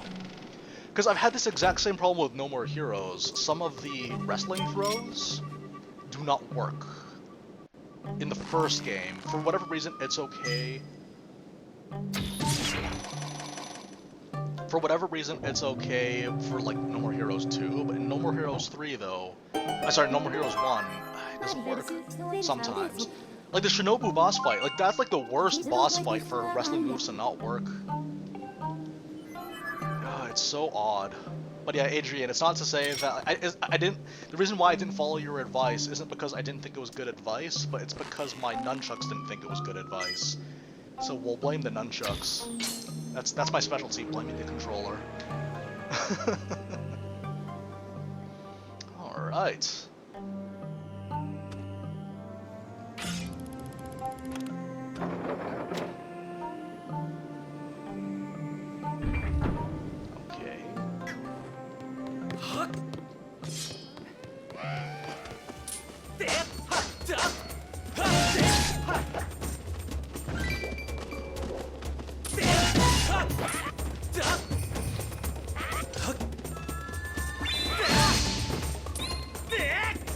Yeah, so that's the thing though, I really have to like be in a position as I'm fighting.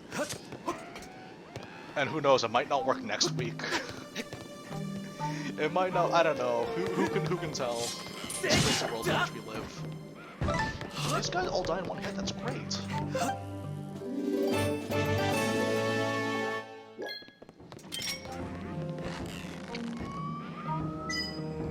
The way that I've always seen durability.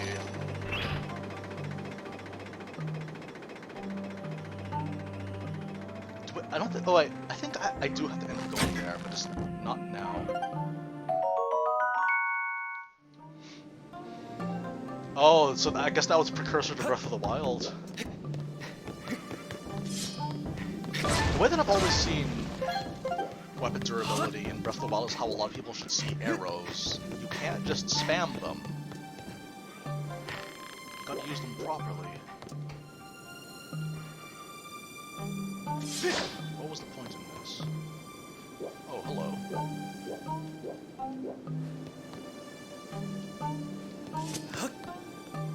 See, if this was Skyward Sword, I could just shield hop out of this.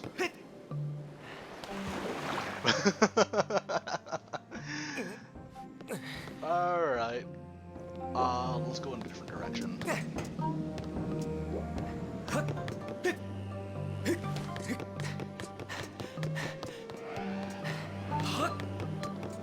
over there. It doesn't seem I can use the claw shots. Oh, okay.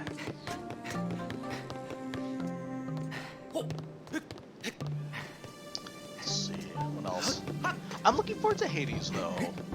I'm looking forward to it, because, again, like, I don't... The only other roguelikes that I've ever played in my life is Pokemon Mystery Dungeon, and I can imagine this won't be the same. So, again, it's something different. It's not Mario.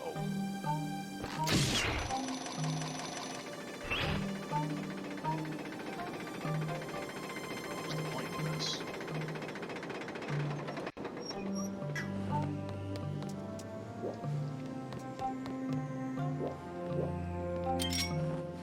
Okay, wait, where's the it's different, it's not Mario. That's actually kind of the thing about Origami King as well, is that it pays a lot of homage to the Mario series, but it doesn't try to copy it, which is great. Like, there's a lot of like really fun moments, cause, like, you know, it's the 35th anniversary. At this point, for a lot of the characters, like for the character of Bowser, for example, like we're kind of at the point now where this is just a big game for them. Yeah, we can't go here. Okay, it doesn't seem... Okay, we shouldn't be trying to go here anymore.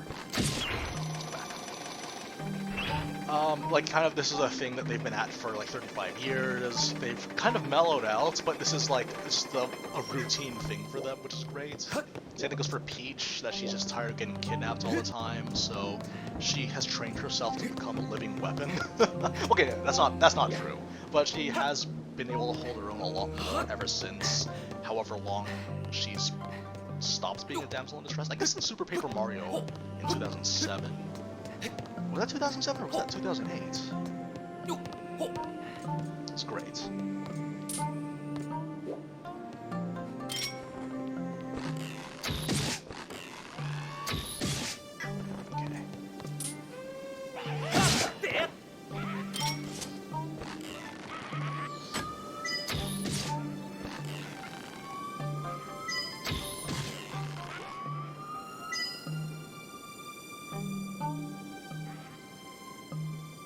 Yeah, it's like a... No, I've beaten Skyward Sword twice before, but that was back in 2011. That was a very long time ago. So, like, I'm vaguely remembering stuff like this. So that's kind of what I like about replaying this game that I barely remember. It's like playing it again. It's like playing it like it's new, which I enjoy. Uh-huh.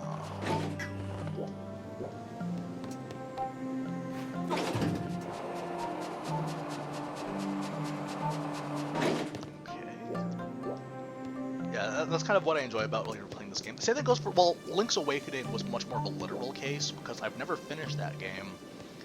And playing that game on the remake, the reason why I was okay with it being a full-priced game was because I've never played it before. So it was like, again, like playing it was literally like playing a brand new Zelda game. And it's fun to be able to figure out the puzzles that you've never... I think that's kind of the thing with me in Ocarina of Time. Like, I've played Ocarina of Time so much that I've noticed a lot of issues with it. But I feel like if I didn't play it so much, maybe I would have enjoyed it more, or I'd be more leaning towards it. What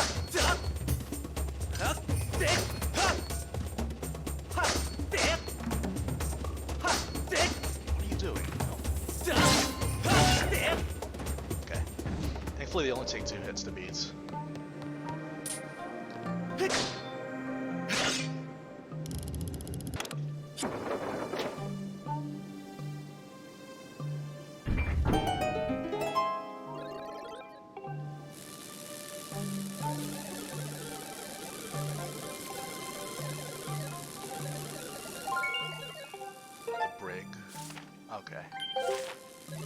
I know what the brig is. I watch Star Trek. Reminds me of, you know, how in, like...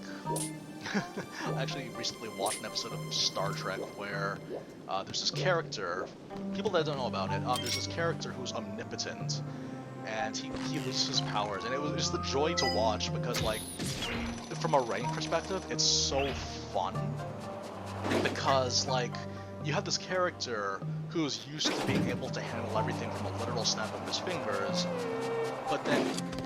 I'm gonna kick him! Okay, it's fine. But then, like, the fact that he has suddenly come into terms with humanity really puts humanity into perspective. It's really, like writing like that really stands out. like the really creative stuff where, like, you know, like a person that's used to being able to do everything, that has transcended everything, that has been able to transcend all the stuff that people are used to struggling with, and then we actually realize that when you take that away, we understand that we actually take a lot of things for granted. That kind of stuff. Mark Min, how you doing? How's your exam? You had an exam yesterday, didn't you? Hope you did okay. If not, you should be off this stream and studying.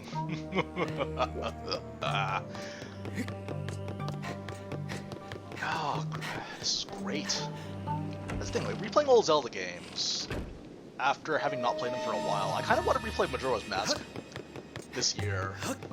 I think in December, after, like, we've covered enough of Hyrule Warriors. Wait, no, we have to find out that was okay.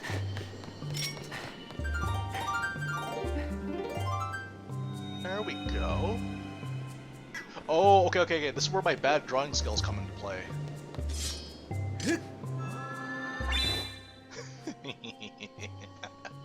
Here we go.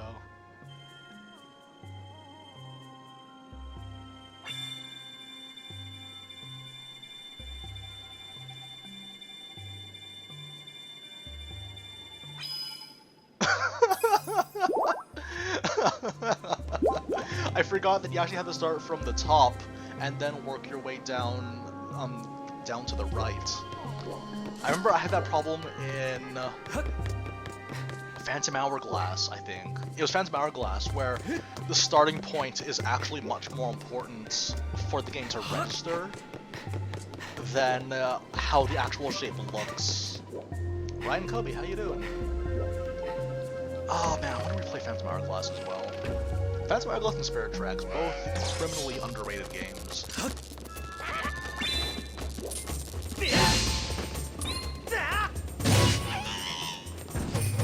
Yes, okay, so we actually talked about that earlier before you joined the stream, Mark. We were talking about how, okay, we have no reason to believe that adventure mode is scrapped, but making the assumption that it is, while unfortunate, I think the main thing for me with adventure mode...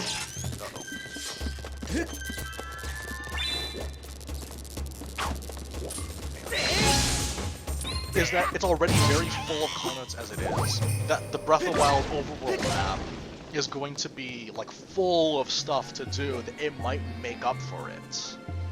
It seems like it'll be a bit messy, but I think that might be a good substitute. Well, hopefully it won't be a substitute.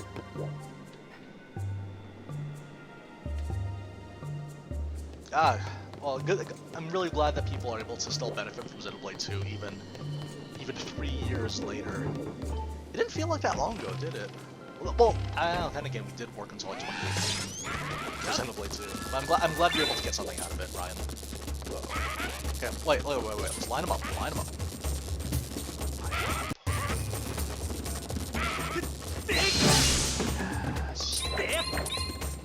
Yes. There was no point in lining them up.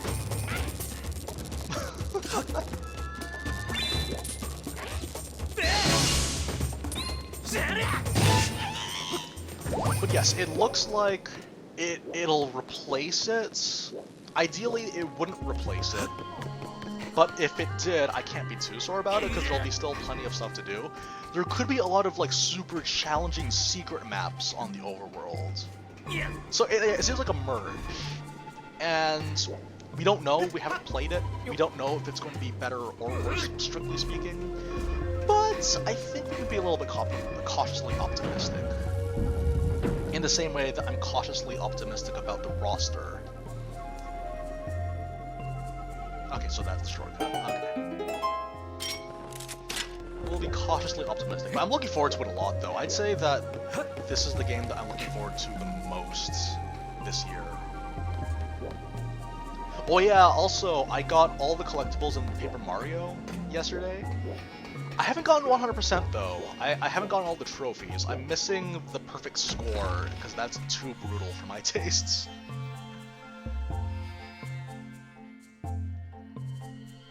Oh yeah, also Pikmin 3. I'm not going to play the demo though. I'm gonna wait for the actual game to come out because they're bringing the Olimar chapters. And you know how much I love my Olimar. He's absolute daddy of a character. Literal dad.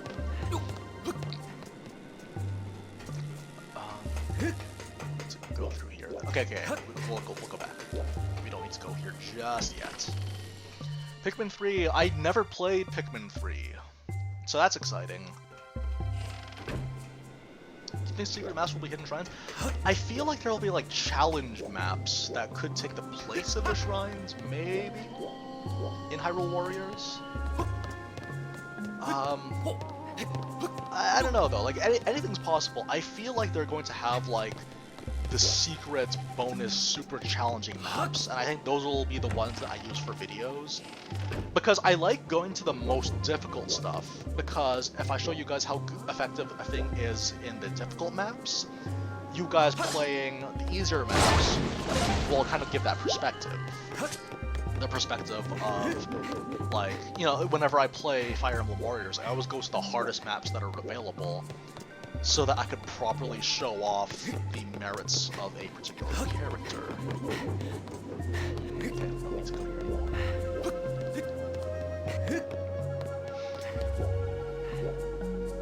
Yeah, no, Perfect Run is like, it's like, I think that is the most difficult.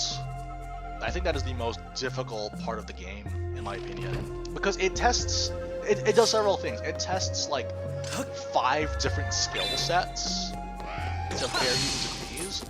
You could just be unlucky, but also you have to deal with like you also have to deal with the pressure of the scenario. Like if you lack in one skill set, you're gonna feel a lot of pressure, which is gonna throw you off. The fact that it has to be perfect is really, really daunting for a lot of people. There's that.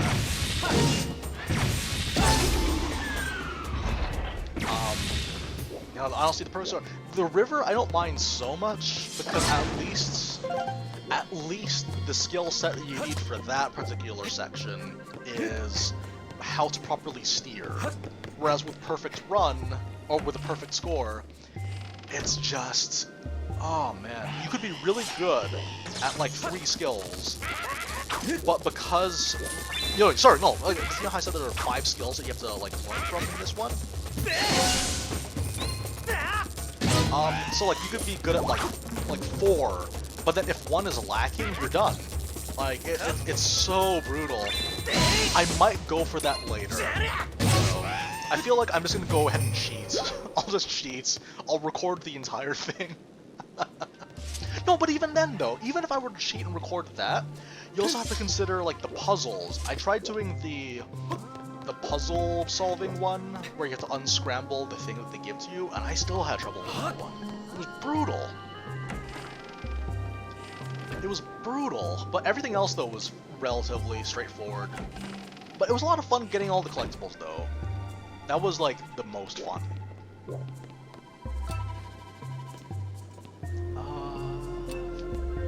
Yes, Origami King, 100% recommend.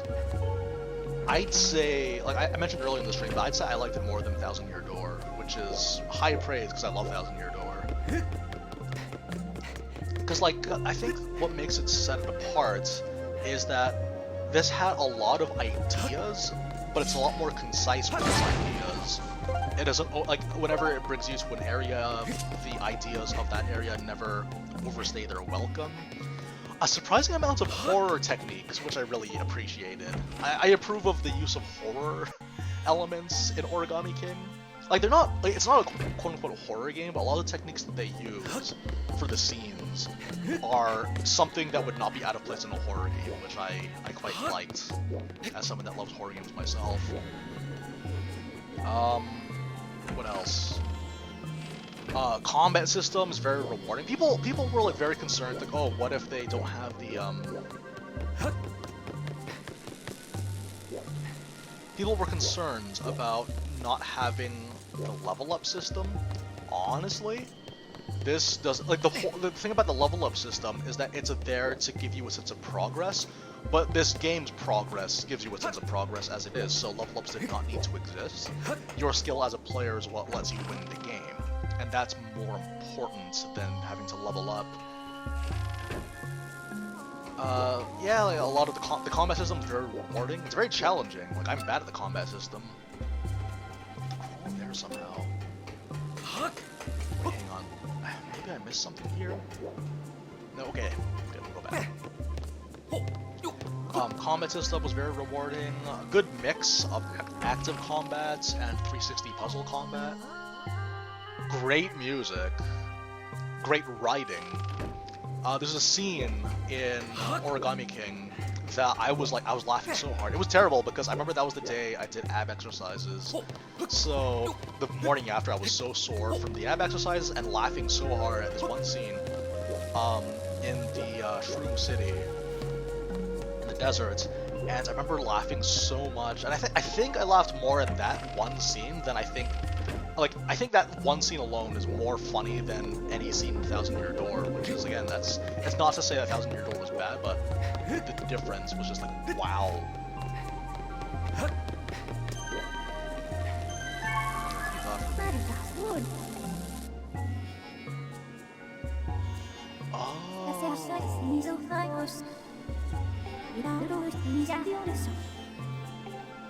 That's cool.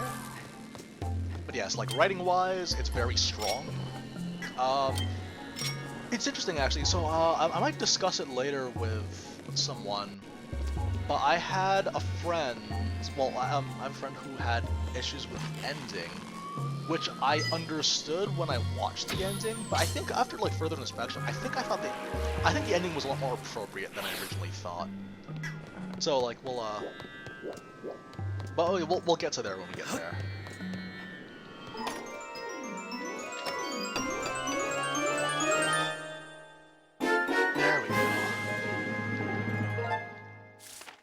But yeah, there's a lot of stuff that I wanted to talk about, well, like, in terms of the story itself.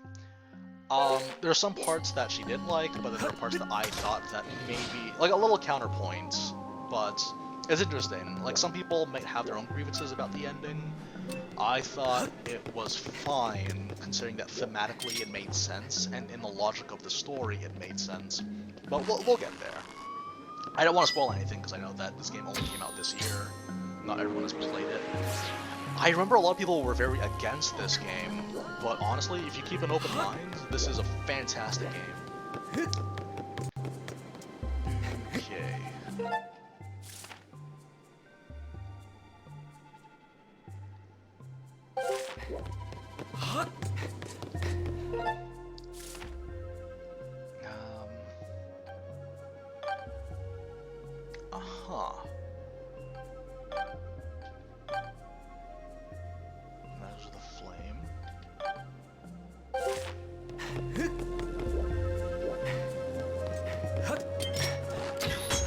Wait, was I supposed to keep it turned off?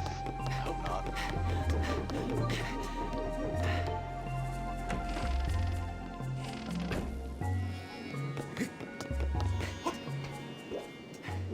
Okay, so that leads us back out. Huh.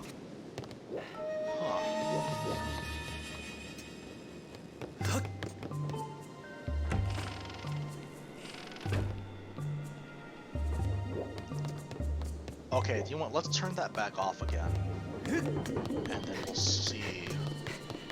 Like, this is one of those weird, like lateral thinking puzzles. Okay, let's go back.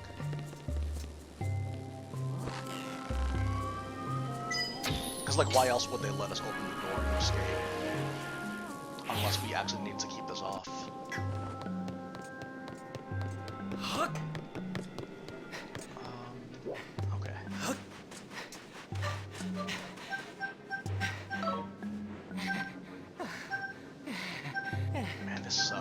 I really don't like how the stamina was done in this game. It gets better as the series goes by, but man. Well, yeah, Apex Legends is a game that I started playing recently. I don't usually play Battle Royale games, but I actually quite enjoyed that one. The way that I see Apex Legends, it's a Battle Royale where everyone kills each Apex Legends is a roguelike where everyone kills each other. that's kind of how I see Battle Royale games now.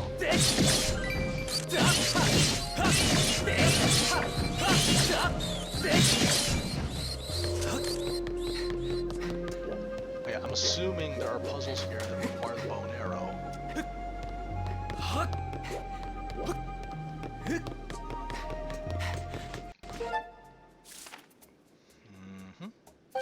Let's see what we got here. Oh yes, Pikmin 3 is something that I haven't played in, like, I've never had the chance to, and I'll finally get my chance.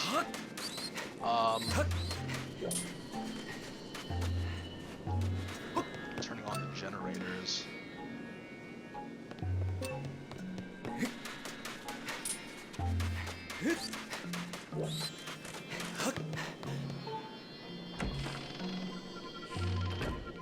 No, wait, we've already been here.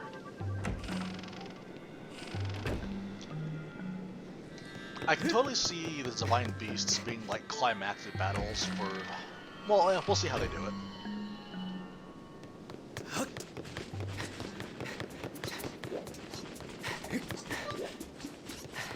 Okay.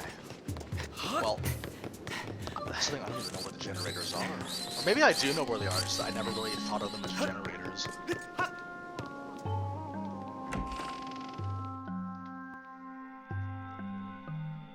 Oh! Okay, I understand now. Okay. I have an idea.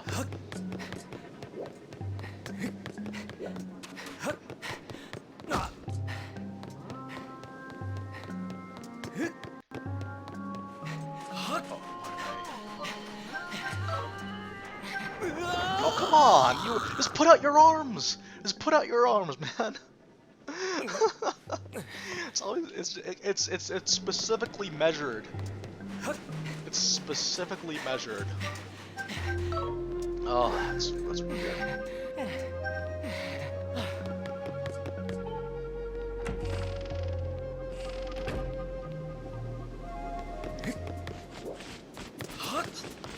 But yes, it is a roguelike game where everyone murders each other in the end. That's basically what Apex Legends is to me. Because like I'm used to like shooter games where you pick your, like, you know, like Call of Duty, you just you shoot your gun, you shoot with gun.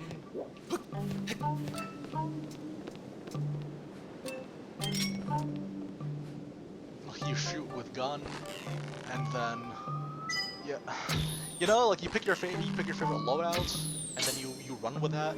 You main the loadouts that you pick. That's kind of how I've always seen it, but you know, not every game has to be like that. Nope, see you later.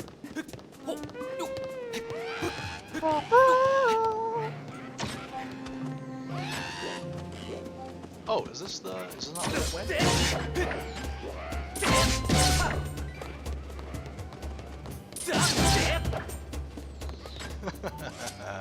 Okay. Ladies and gentlemen, I have an announcement.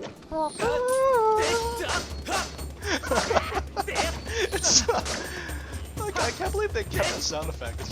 It should be iconic.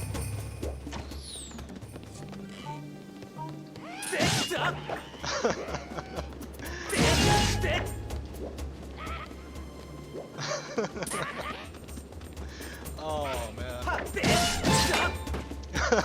Like imagine like you have an announcement to make to people and that sound goes off. I'm pregnant.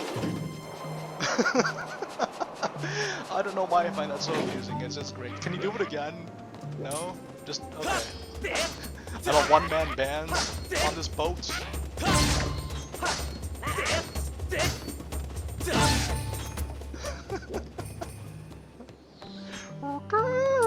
I lost the house. I lost everything.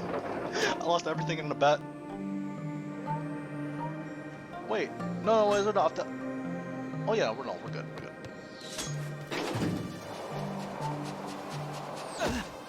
Thank you. Why'd my laptop go off?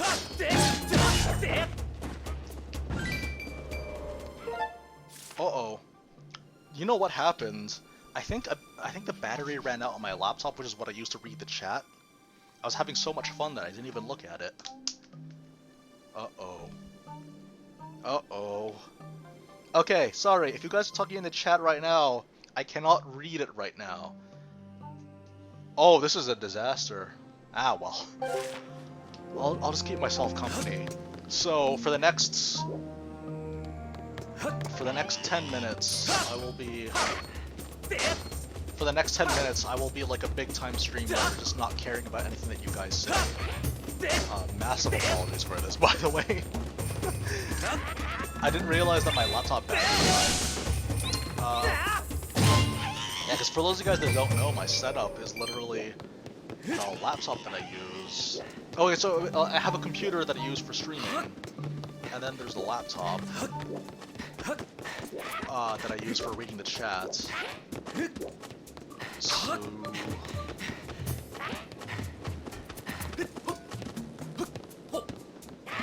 So I literally cannot read.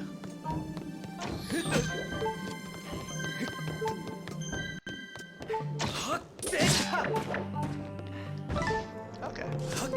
I have a fairy, so it's okay. It's just that you guys have to deal with the annoying beeping noise.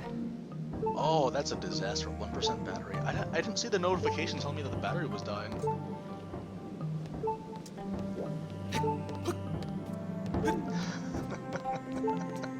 I lost the wife and kids in the divorce. I lost custody of the kids. It's so awful. Why would you joke about that?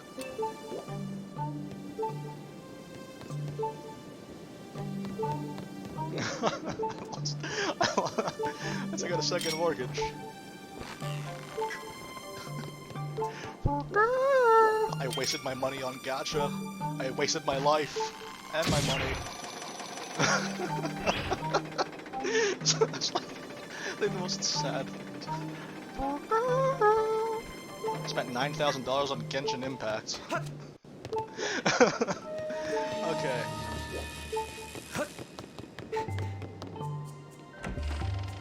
Oh man. Okay, let's move on.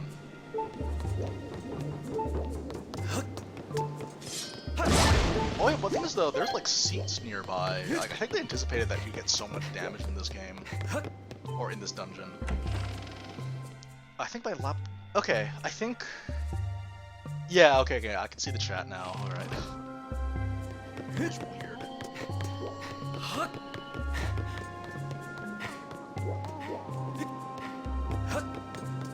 Okay.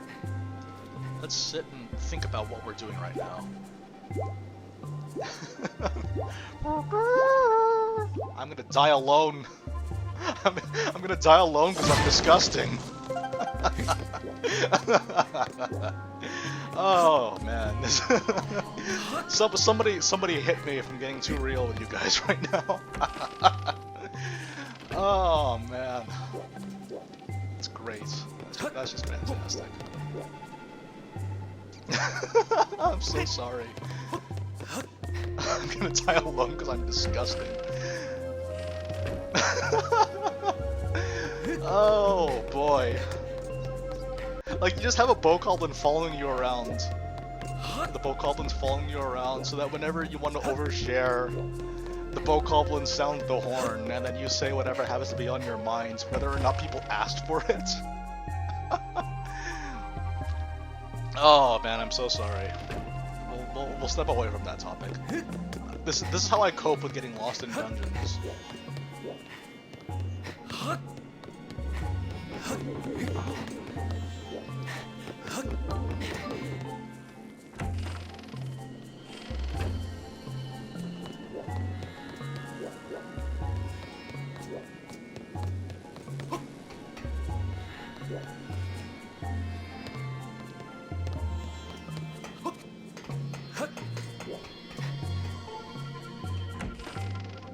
Make this a new meme for really old and tired YouTuber makes stupid bokoblin horn noises meme. Really old and tired memer. Wait, so... Okay. should be able to see up here.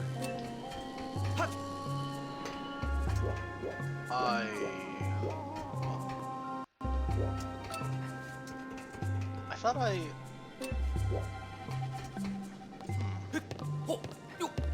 I don't know. Was locking the thing a bad move? Oh, this is weird. Okay, we're at 2 hours right now. I'll continue the stream until I beat this dungeon at the very least. Where is the... What are the secrets? What are the secrets, Jimmy?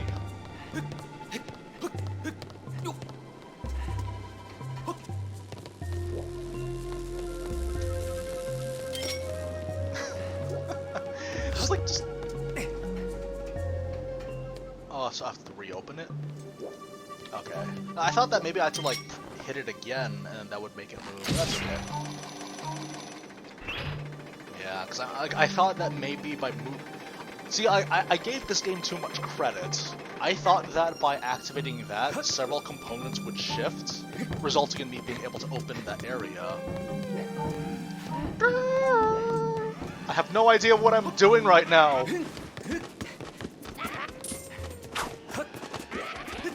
So yeah, wait, no, is there like a small key around here that I can get? No. Okay.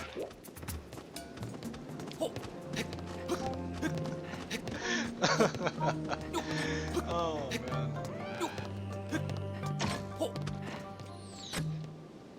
That's great. Who says we can't have fun with modern Zelda? It's weird to think that this is technically a retro game. I've always thought it was weird that, like, Dark Souls, Skyrim, and Skyward Sword, they all came out in 2011, and they're technically retro games at this point. Because that was from like, much in the same way that, like, the N64 games were retro games.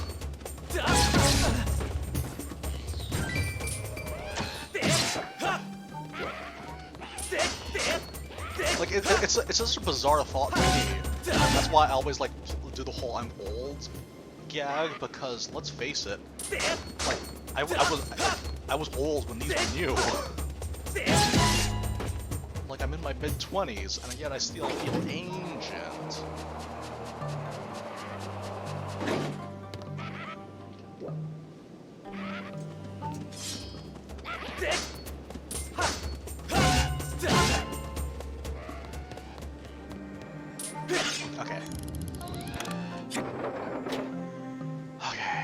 So keeping that open is fine. Is there anything else I need to do over here? Yeah, I've activated 2 of them, but I just can't reach it. I need to find out how to reach that. That was very helpful. There was no treasure chest up there, was there? Like, they're like dead on with their aim. It's crazy. Okay. Let's enter from the front entrance. Let's see what sticks. Because, like, I can't enter with a key, because I don't have a key. Okay, hang on. See why you can't heal while looking at the map? If this was on the Wii U, you could have totally done that. Well, we haven't gotten that door yet.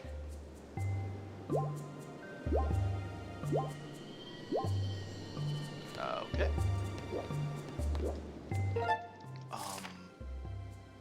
No, wait, no, those are stairs, not a door.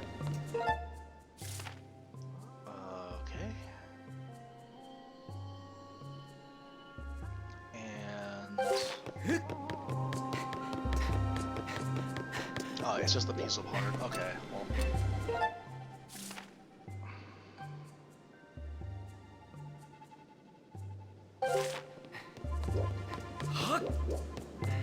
Wait. So... because this is a dead end. So I tried going in here and there's nothing here. So that doesn't help. We just have to quickly retrace all of our steps. I do remember getting a bit lost in here. The first time around. The second time around, I barely remember this. I actually have more memory of the first playthrough than I do of the second play, because I think like the second playthrough everything was just autopilot.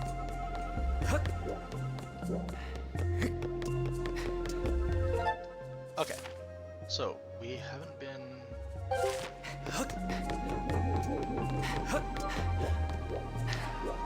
So yeah, that's the thing. Like we've been in every door. Every door that we do have access to.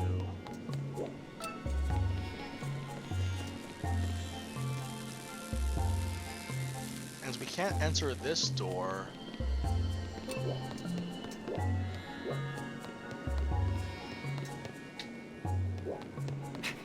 Because, like, wait, no, but then are the eyes available?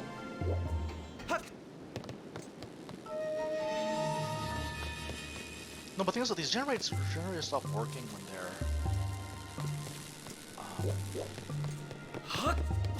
Because the way that I see it, if I were to go about here and then take the boat up... Maybe...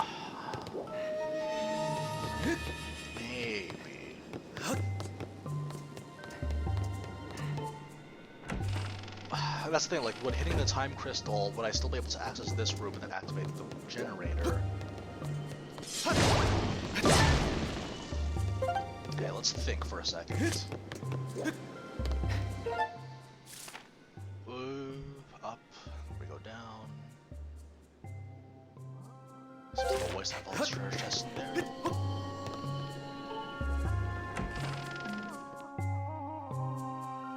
Oh, the boat still works in the past. Okay, then I do have to... Okay, alright. Yeah, because I was thinking, like, because I thought that maybe it wouldn't. That's the thing.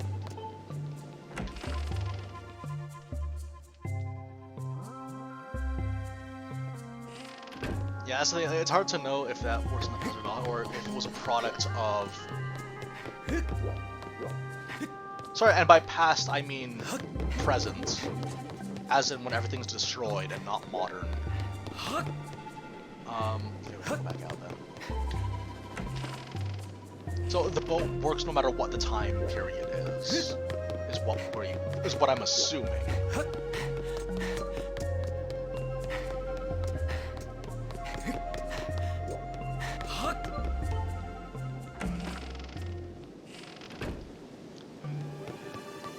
What I like though is that this is all like one like area. There's no like long loading times because you're stepping outside. It's nice. Again, you can kind of see like how like this is like the precursor. Oh wait, no, we did it from up there though. How this is like in many ways this is the precursor to Breath of the Wild. Because in Breath of the Wild, a lot of the environments, they're all just one location. Like in all the divine beasts, they're all just one location. So even if there's the indoor and outdoor elements, they're all the same thing. Okay, somehow they only one hit.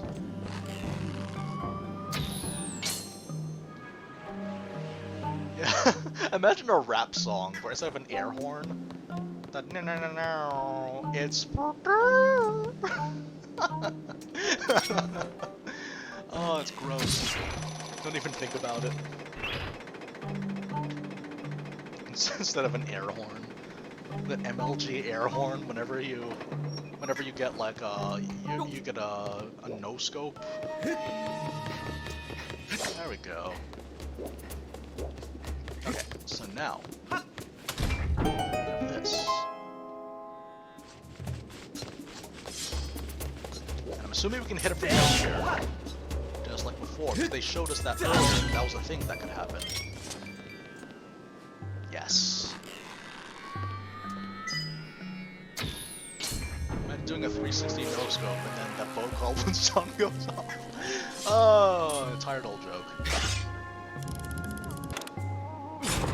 There we go. Man. Yeah, because that's the thing. My assumption was that the time change also affected the boat, but it didn't.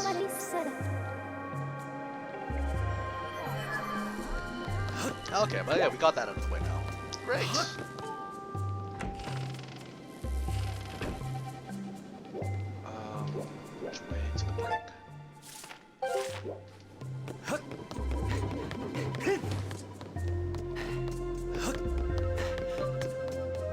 basically, like, if you want to get the proper motion controls for the nunchucks, you literally have to, like, put them right at the nipple line. Like, you're just holding them up. You can't just you can't rest your hands down, otherwise it's gonna throw off the entire thing. That's the kind of thing about the Wii, though. Like, it does work in theory. It's just that you have to be very specific, and not everyone's setup is the same, which is why the waggle stuff tends to be a lot more popular with people for accessibility's sake. Oh wait, no, we have to go the other way. I thought that activating that would shut off the generators. Would shut off the jail.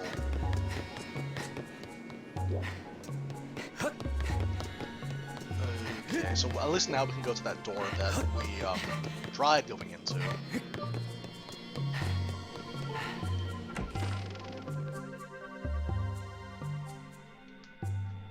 Let's see what else we got after this. I don't know, like I'm thinking about doing the perfect run in Paper Mario, but it's just that it tests very vastly different faculties of your brain, and if one is behind, then the entire experience suffers, and that's kind of the annoying thing about it, and why I don't want to do it. Like, normally I'm down to, like, you know, those big challenges, but this is just like, ugh. Like, I'd really have to, like, sit down for an entire day to figure it out, because that's how long it would take me.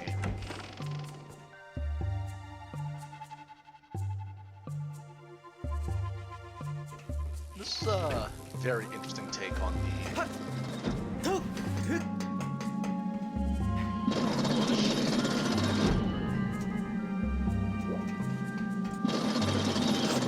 Like, I don't think we've actually had, like, a full-on ship level. I'm trying to think of, like... how... Because I know Wind Waker didn't have a ship level. I don't believe Phantom Hourglass had one. Did it? I'm trying to think of, like, if Phantom Hourglass had one, and nothing comes to mind.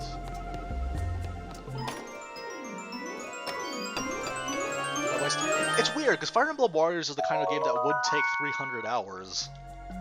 It's like, it's the kind of game where it keeps throwing stuff at you, and you want to meet it. That's the weird thing about Fire Emblem Warriors, is that it's very deceptively addictive. Because a lot of people come... Oh, great. That's exactly what I want. Keep throwing rupees at me. Like, you have...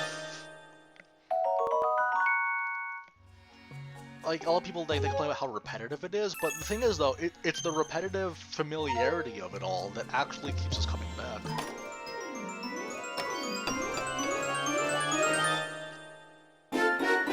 Why? Why? Why is this happening to me?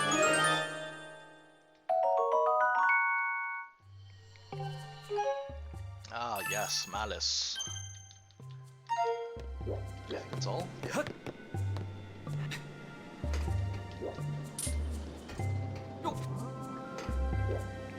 Ah, Phantom Hourglass had a ghost ship. I don't even remember that.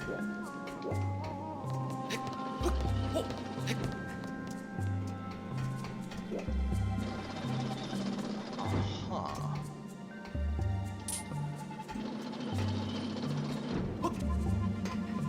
Wait, let's... A couple of quick observations about this. Spirit Tracks is one of the best 2D Zelda games. It's hard to say that, because like, they all have different merits. That's kind of the reason why I don't really like saying that's the best. Because for me, I like the original Legend of Zelda a lot for the NES. That is like one of my favorite games. But I can see why people don't see the appeal in it. It's different in that sense. And that's why I like Breath of the Wild so much, is that it helps replicate the feeling of the original Zelda much more so than any other Zelda game ever. But for Spirit Tracks, though, I think Spirit Tracks, it hits a lot of notes for people that like story. It has a really nice story to it. The feeling of actually riding a train is a lot of fun. I don't know, like, I like it a lot more than most 3D Zelda games, for sure. I think I liked it more than Twilight Princess. Not to say that it's not that Twilight Princess was a bad game. It's just I like Spirit Tracks more. It's different for everybody, and that's kind of what I like about the series in general. What makes the series so interesting is the fact that all of them are so radically different from each other. That people have favorites based on what resonates with them more as individuals. And that's what's nice about it.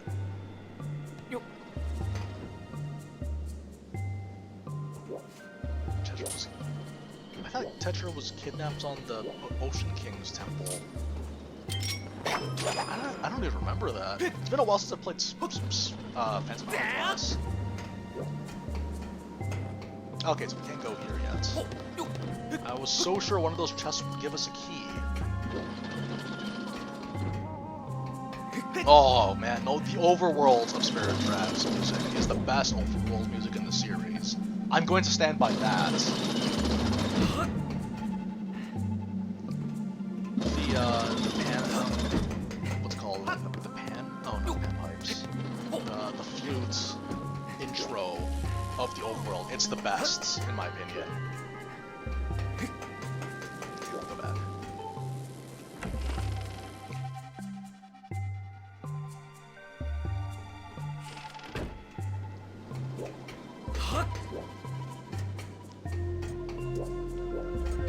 We actually, oh man, we've actually made no progress in that sense.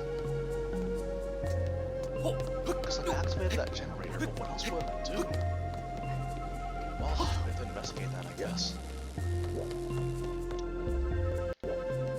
I guess going up, okay, we'll check from above.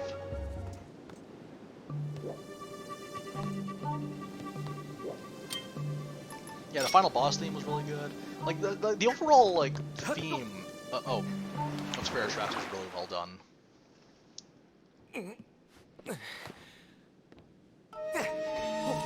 But yeah, like everything, like the build-up, the Locomosaur, the puzzles of using the overworld with those stone statues, the stone heads, was really well done. Okay. Let's retrace our steps real quick.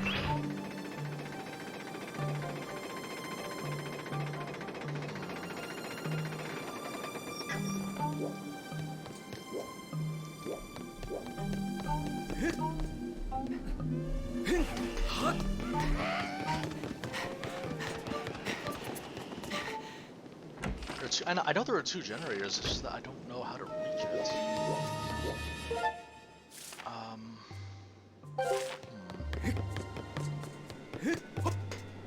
But yeah, that's kind of the thing about the series in general, though, is that it has different... It has, like, each of them have something different about them that makes them stand out depending on who you are. Like, the boss fights in Spirit Tracks were also really good. I can't remember the theme song, but, like, I know that the boss fights were fun. Also, oh man, that was the game that brought back Gleeok, I think. Or no, wait. Was Gleeok in Phantom Hourglass or Spirit Tracks? Oh, okay.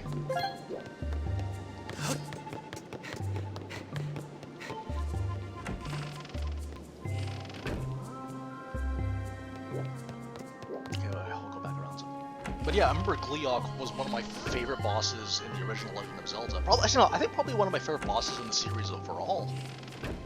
Good old Gleeok. Every incarnation that he's in has always been challenging.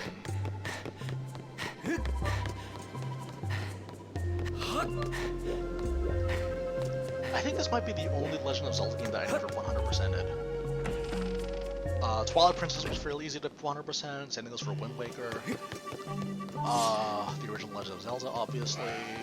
Breath of the Wild. If it is 100% that, I probably did by now.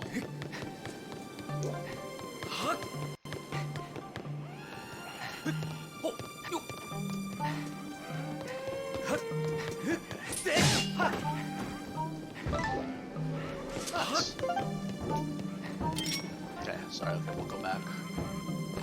Because I know that we can't, because I know that room where the moving parts are, I can't access that in the past. So I have to go to the present, and then investigate that again. I think that's possible. Yeah. Okay. Yeah. So yeah, this is like a bit of a puzzler. Like, it's weird because I haven't done this in a very long time, so I barely remember this dungeon. I think all dungeons for that matter. I think this is the one that took me the most time. Because I know the 7th dungeon wasn't so bad. There was one dungeon in...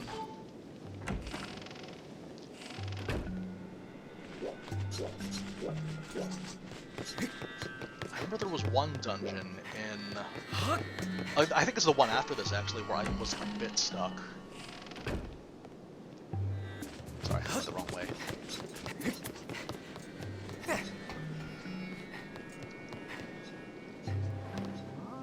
Oh. Okay. How do I do this?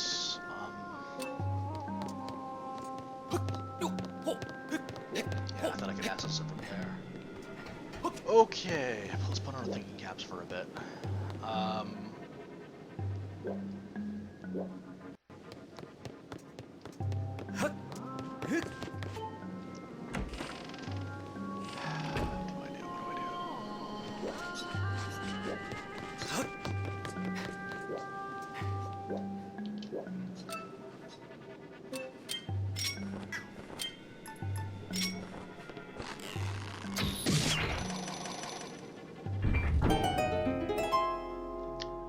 Huh. I was just thinking, like, I'm just passing by this. Wait a minute.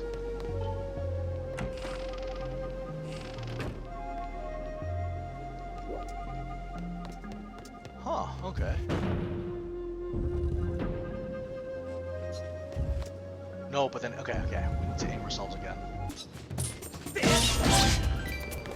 See, that's what I like about this, though. Like, I'm just reading dungeons, like, kind of in real time trying to figure these out. This is what my thought process looks like. My thought process is always just futility. It's patient futility. This is how I usually play games.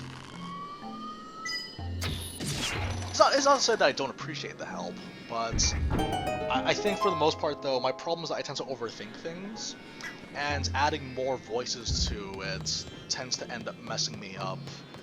That's not your fault, that's a me thing, where I have a tendency to overthink like the simplest tasks, because there's so many ways that a thing can go, and this is true with every video game. I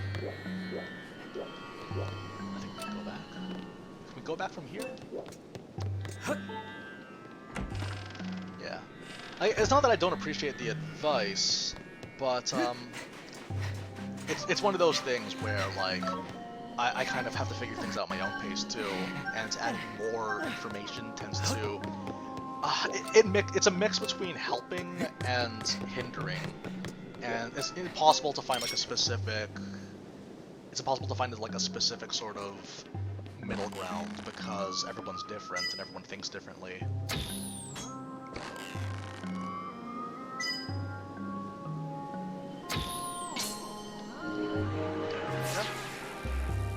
I was just thinking, like, because yeah, there's only so many things, and that's kind of my thing too, is that like there's that process of elimination that I have to go through, where if I exhaust every option, the only thing that's left should be the solution.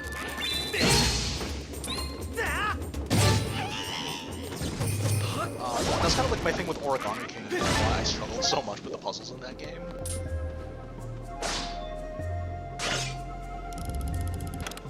Like, very easy puzzles, that was the funny thing about it.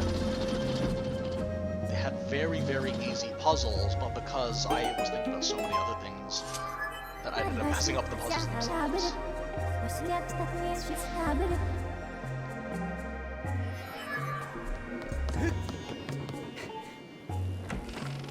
Alright. I think that...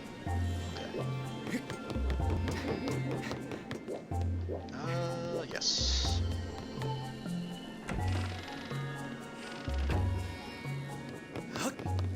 Now that's kind of the fun about Zelda games, though. I think that's part of the reason why people complain a lot, is that they want things to be instantaneous and easy to understand. And a lot of people, once they get challenged, once they hit a wall, they call it bad game design because they couldn't immediately, intuitively figure it out. But intuition is just, it's something that takes time. And that's kind of the thing too about this game, is that people complain that this game is very handholdy, but for people like me that really do need to have things explained to them, this is very, very helpful. I'm going to say that every game should have that, but that's how, like, you compare it with Breath of the Wild, and Breath of the Wild is very intuitive, like, the control's completely in the player's hands at that point, but that won't necessarily work for everybody. It's interesting, like, looking at this game again, and that's kind of why I like playing all these games. I played like 32 games this year alone, and each of them, in some way, has kind of brought my perspective of what I like in games versus what I do not like in games. And that's very, very valuable.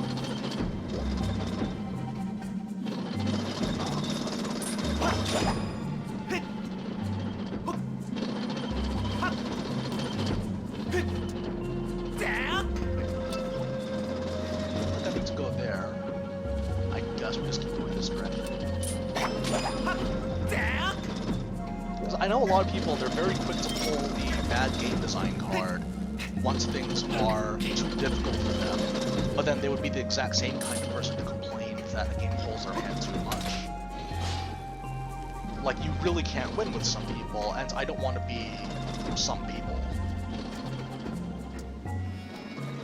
It's interesting, like, that's kind of what I like about these games too, is that you kind of, like, develop these little epiphanies that you think, oh, like, this works here, and I like it here because of very real, concrete reasons, and not, I feel this way, and therefore I just think this way. Like, I try to flesh it out a little bit. Oh no, but this takes place in the past though, so me pulling this in the present wouldn't affect it. Logic makes sense.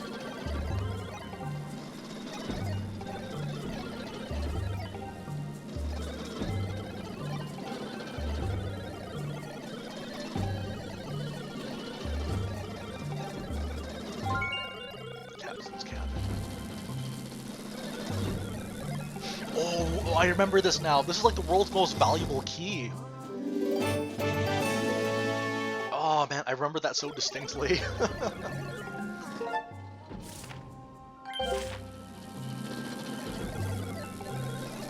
Yeah, I know that in like in the Legend of Zelda, in like every Zelda game, there's always that dungeon where there's the key that is the key to everything, that it's actually more valuable than the boss key. Oh man, I remember now.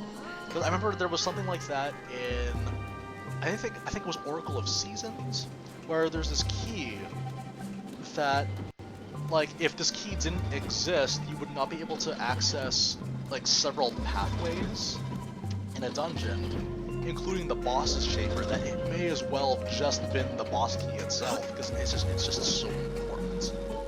Sorry, it's so apparently important. Every key is important, but like this is like every Zelda game has that one small key in a dungeon. Like there's that one dungeon that has the small key that's just so important that like it's like the solution to all your problems. Oh man. Okay. Is it here? Sweet.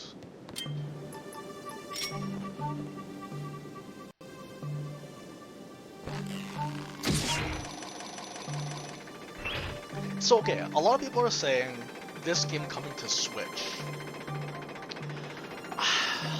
I don't know, because here's the thing. Is the Joy-Con as good as the Wii Motion Plus? We know that the motion controls of the Joy-Cons are good, but are they as good as the Wii Motion Plus? Because if you don't have the Joy-Con, if you don't have motion controls, you don't have a Skyward Sword. That's just how it is. Like if you don't have motion controls, I know a lot of people were saying, "Oh, have a traditional control layout," and I'm just like, "No, stop it."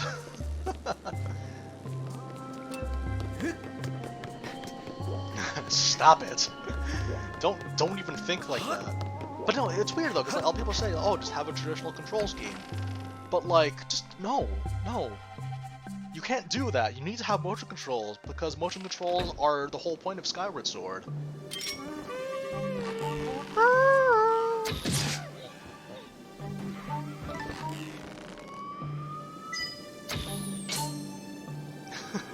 Because I remember people saying that, like, if you had just had a regular control scheme for Skyward Sword, but, like, playing the first level alone, I think, would be enough to explain why that would not be an option, but clearly the people that suggest this thing have not played Skyward Sword. It's just like, why would you do such a thing? Why would you suggest such a thing? Why would you even think such a thing? Okay, here we go. Uh-oh.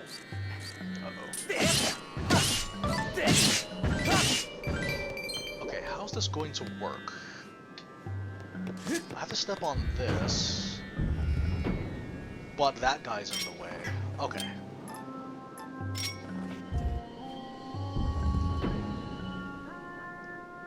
The swing on is much more precise. But that's the thing though, I feel like traditional controls completely fly in the face of the points of the game. It's very, very strange that people would make that suggestion, when in reality, like, the whole point of this game is supposed to be the motion controls, and taking that away, or replacing that, would remove a lot of the impact of why the puzzles work. This is a very puzzle-centric game as well.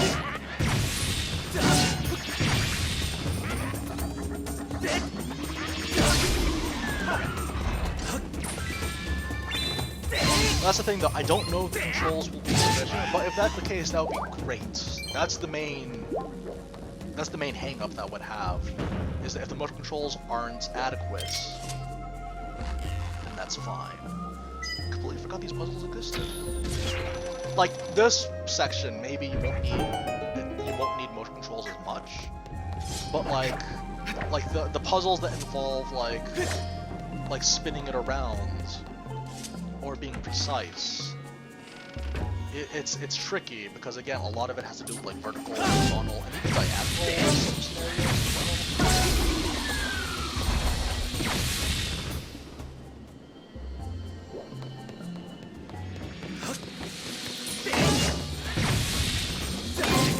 Oh, so close. Whoop. One thing I will say about this game, as much as I enjoy as much as I appreciate the hand-holdy nature of it, on replays, I'd like it if they didn't really force the tutorials that much. Because it should be implied that if you're replaying the game on New Game Plus, it should follow that you already know the stuff that they're explaining to you, whereas if you're a first-timer, it makes more sense. That's kind of how I feel about a lot of games, where in a lot of games, whenever people have, like, you know how like, a lot of people, they complain about games where you're just holding forward for 45 minutes and nothing's happening, and this could have all easily been a cutscene? The thing is...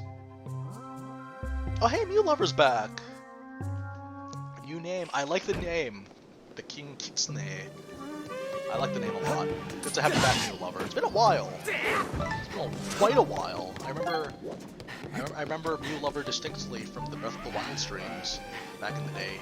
Way back in the day. It feels like ancient history at this point, doesn't it? But yes, so like you have these games where like you're holding forward and this may have all been cutscene. They're very exciting. They're very, they're very what's it called? They're very immersive. But the thing is though, when you're replaying a game, the impact isn't the same. So by replaying it, you kind of begin to realize that, oh man, this is annoying. With a game like Skyward Sword though, a lot of the replayability, a lot of the hand-holdiness makes sense, but then when you're replaying it, it's just like, why? Why is this happening? I already know what I'm doing. Oh boy. Still though, lots to look forward to. Lots to look forward to this November, actually. That's gonna be when Hyrule Warriors comes out. I'm gonna be all over that. I might not... Here's the thing. Next week is the 17th. Ideally, we would hit another dungeon in the next stream. Ideally. But so that's the thing. Okay, so that's 17th. After that is the 24th of October, and after that is the 31st. So I don't know.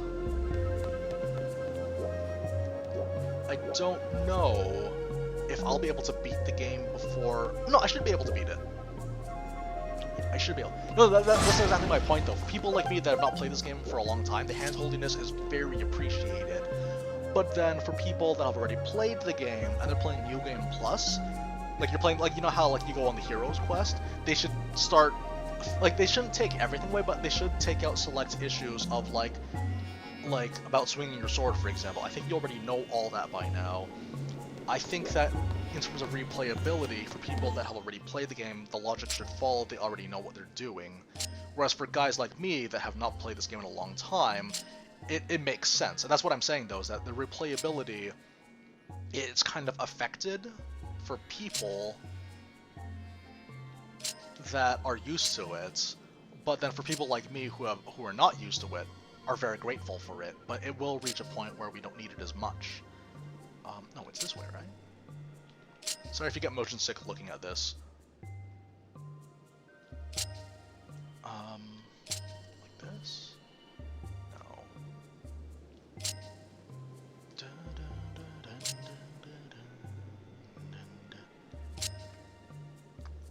This is significantly weirder. But that's the thing, though, you've already played the game, so you don't really mind that some of the tutorials are missing, because, again, the game would look at your file and say, oh, this is New Game Plus. That's kind of what my point is. It's not to say that those things don't need to exist, because they do have a place. All that stuff does have a place. Hang on, I feel like this is the easiest thing in the world, just that I'm not figuring it out properly. No? There's like a set amount of time of like potential combinations here. No. Okay, let's try this one. Nope.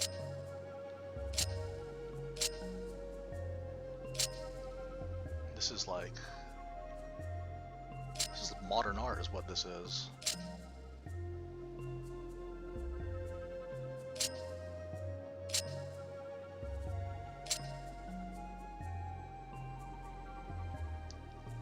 I think part of the other problem that I have too is that like my positions get kind of awkward, so then I end up mispositioning it, then giving up. There we go.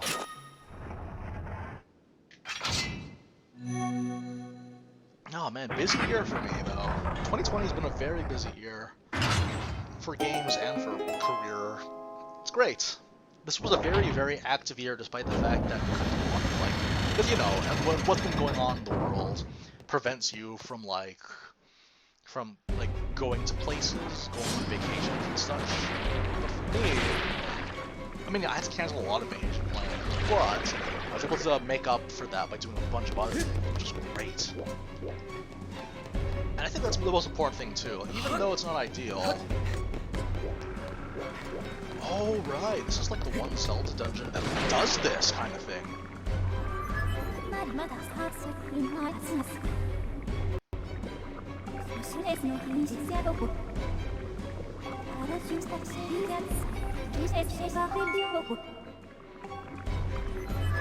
Yeah, this is like the first Zelda dungeon, probably the old Zelda dungeon, where like entering the boss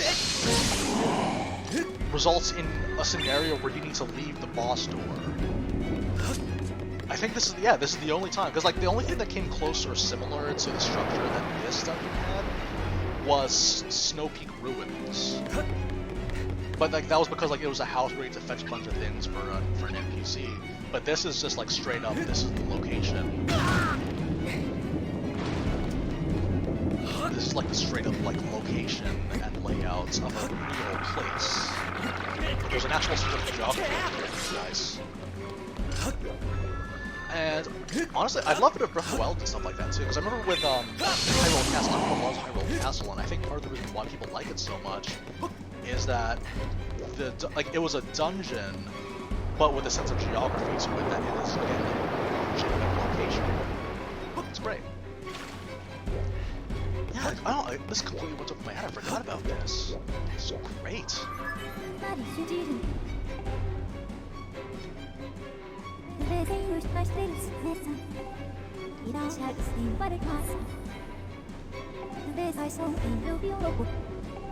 I have a fairy. Yeah. Yeah, we're okay.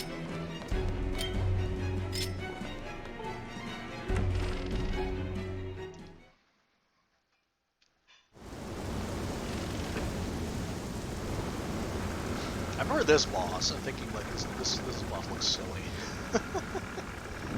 I was asking for anything. I completely forgot about this scenario though, where like as soon as you open the boss door, you have to leave the boss room, the quote-unquote boss room chamber to open up. It's great. I do not remember how to do this fight though, so this will be fun.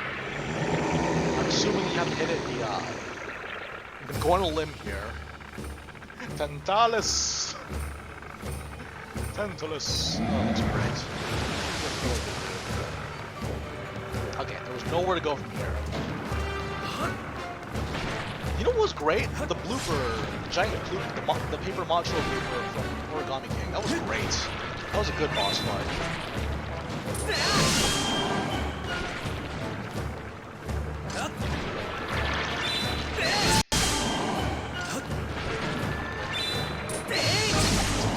Power of friendship, and this sword I found.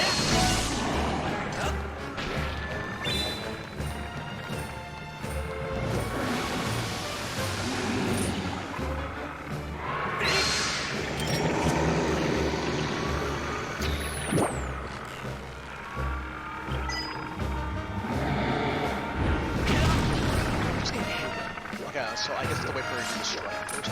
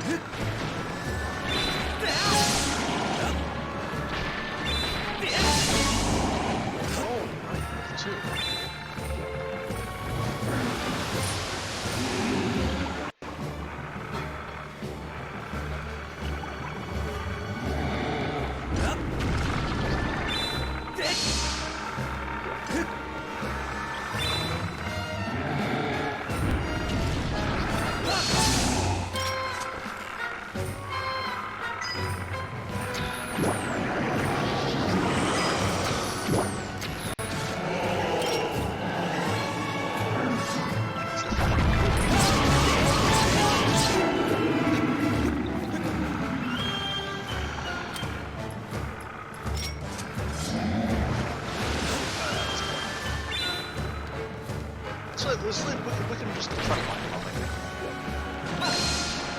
Oh, never mind.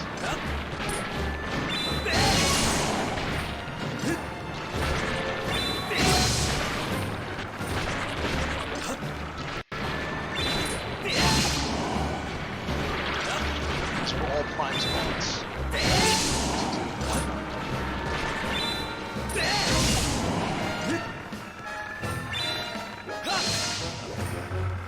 To come up and then search for it.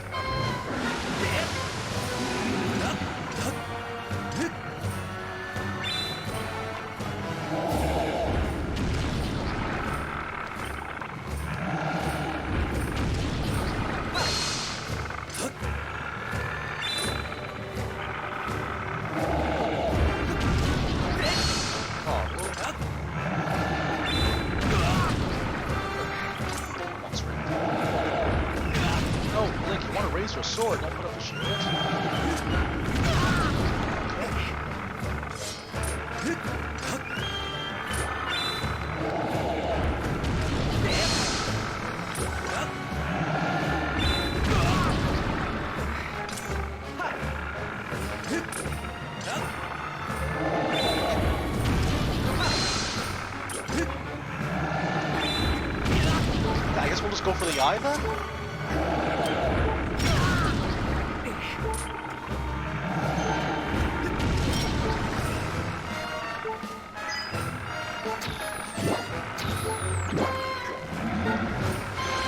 Oh, I guess not.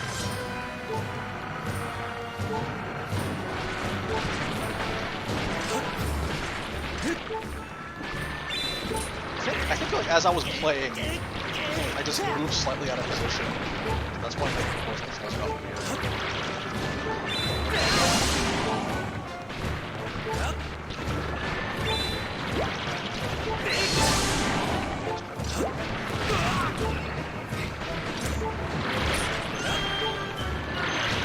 Like, why are you putting up your shield all of a sudden? This is like the one time you don't want to put up your shield.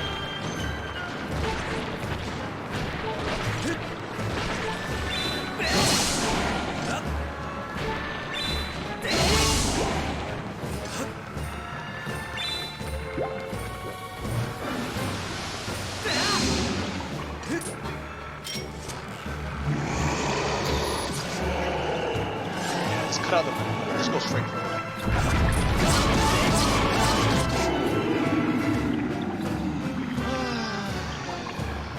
It wasn't terrible, it just it wasn't particularly interesting.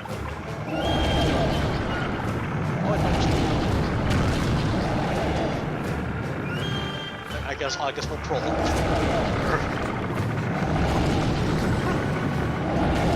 It's a barrel.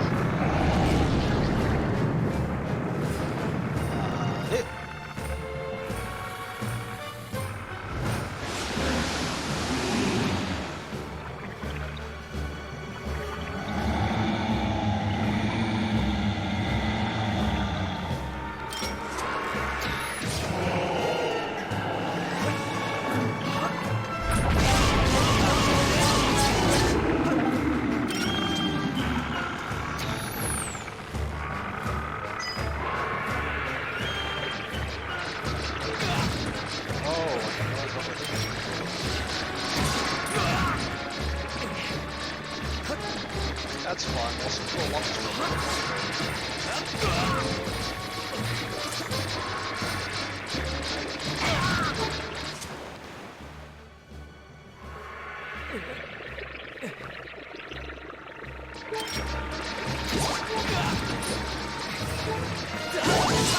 Oh, I guess I don't have to.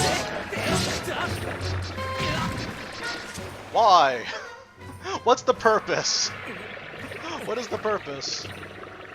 I don't know why the shield's coming down. It just does that. I don't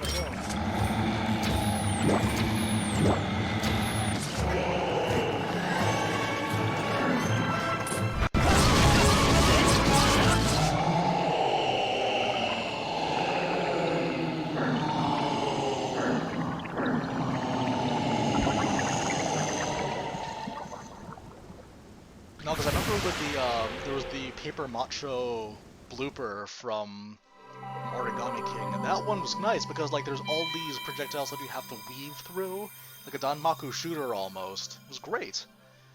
This boss fight could have used Danmaku shooters. Anyways, at least we beat it.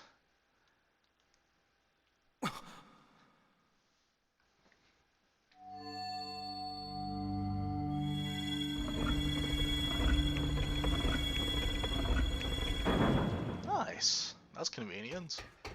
I wonder why this ship has it. Is there like a lore? Is there like a lore explanation for why the Lanayru, why Nayru's fleet is on this ship? It's just they just put it there for safekeeping, or is it like?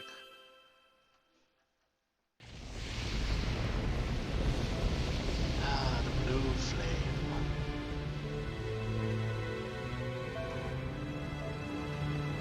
No, like, I don't know. I think part of the reason why I don't like Tantalus as much is because, like, after Colossus, who was a great boss, then we have thing that you need to shoot in the eye to expose a weak point. It's just like, okay, fine. Because, like, they had shoot in the eye to kill the weak points in Breath of the Wild, but that's because the whole point of that was it was one of many ways in which you can fight them. And you also have like that little efficiency that you have with how you use that weak point and what you do in that grace period that makes all the difference.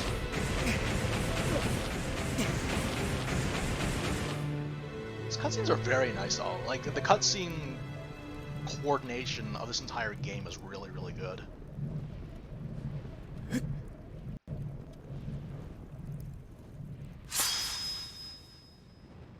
Starting to look more and more like the Master Sword.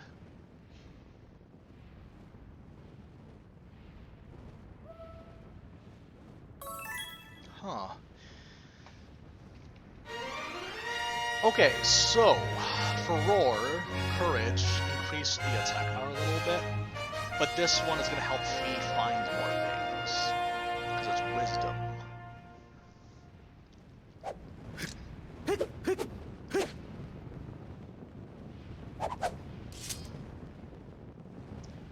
Looks nicer in this lighting too.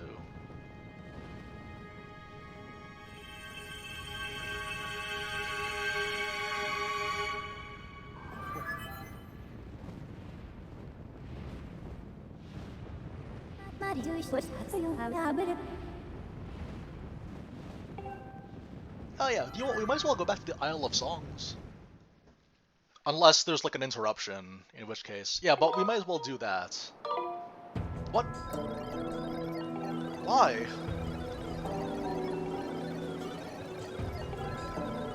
Well, if the power outage happens... No, wait, let me see here. Okay, you know what, yeah, we'll go to the Isle. Yeah, I don't know why. I was running around, and for whatever reason, Link decided it would be a good idea to take out the shield. I think that's what happens though, like, just all the subtle movements that you make, sometimes they register, sometimes they don't. It's a little bit finicky in that sense. Okay, let's go to the Isle of Songs, see what's next, and then I guess we'll start the next stream with the next Silent Realm. Okay, yeah. Let's do this. But yeah, going back to what I usually say though about this game is that I had a lot of preconceived notions of what quote-unquote makes for a good Zelda game. And that's kind of the problem that I had though, is that, again, refusing to see the game on its own terms. No, Adrian, I had a lot of fun having you around. It was really nice talking to you. It was really good to discuss Skyward Sword with you. I always encourage people to talk, or interact, because that's part of what makes this so fun for me too. Because for me, like, yeah, it's great that I can play Skyward Sword again, if I've not played for a very, very long time. But it is nice to be able to interact with people. That's the one thing I love to be able to interact with people through social media. It's useful. It was good to have you around, Adrian. But yeah, I get like the whole preconceived notions that like Zelda game can have this, and it's just like it's so short-sighted. It's kind of like when people like complain that like The Legend of Zelda is going in a direction that they don't like, therefore is going downhill. But The Legend of Zelda has always been about its own direction, and that's like it's more important to understand on its own merits, and to understand that it's coming from a good place and not something that's trying to pander to the wrong people. I think that's the important thing to forget.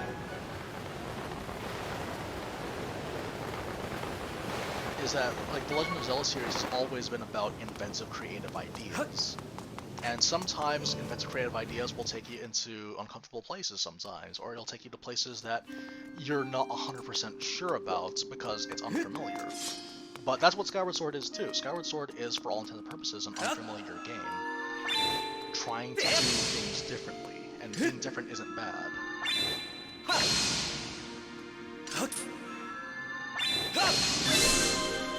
The change is good sometimes, and I think The Legend of Zelda change is usually a good thing.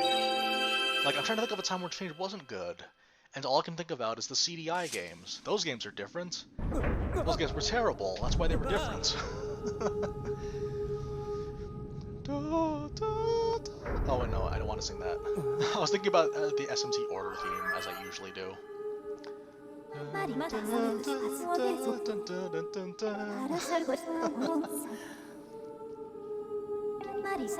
The gods intended this message for you, Master. These are her words.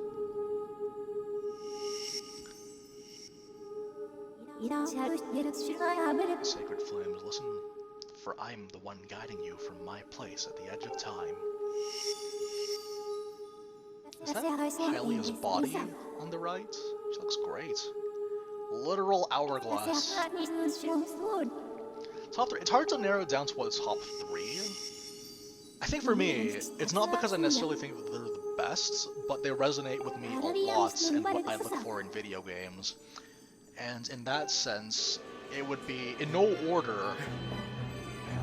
What's first?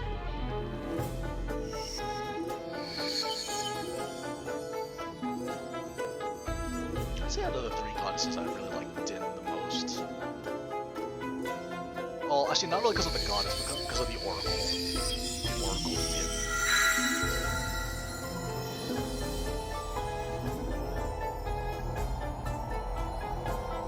And this is another thing too. Whenever I'm here, I always remember part of the reason why I like, I guess something that, sorry, why I didn't like Skyward Sword back in the day, was because there weren't enough remixes.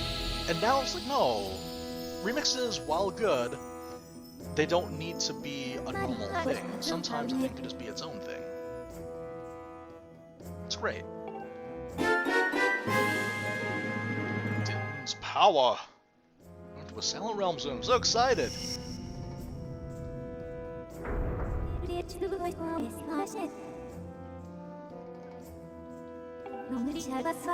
Final trial. Elden Volcano. Oh, this is so exciting! I kind of remember the Elden Volcano dungeon.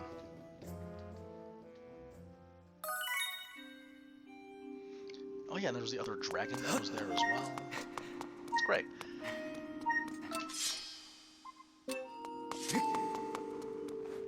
But yes, top 3 though.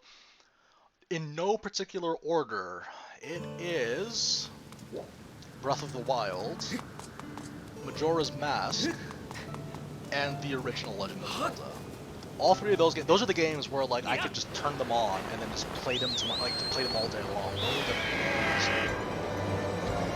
I just play them all day because I just enjoy them so much.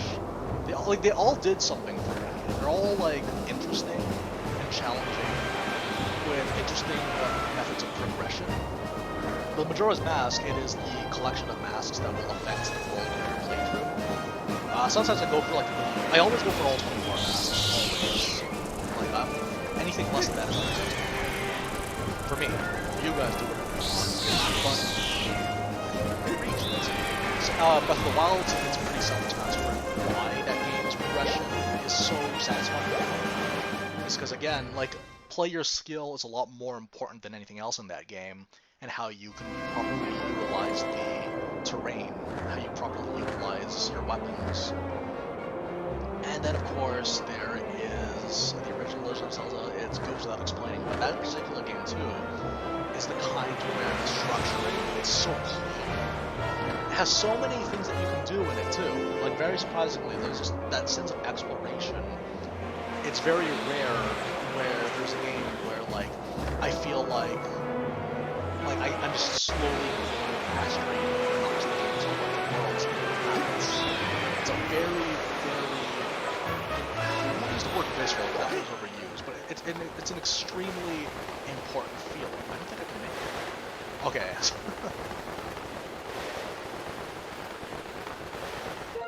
It's an extremely satisfying game because the more I play it, the more I find reasons to enjoy it. How do I do this? Let us assume that it is at the temple entrance, and then we'll call it a day. Why does it shift at the last second? Oh, I guess because I was pointing just that far away from the screen. Oh no! Okay. What do we got?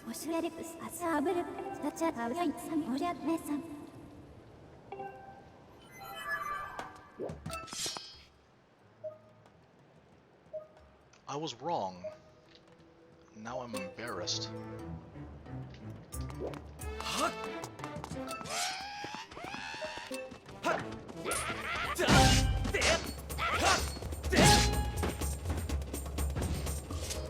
The sword looks nice in this color. We never see the Master Sword in this kind of color.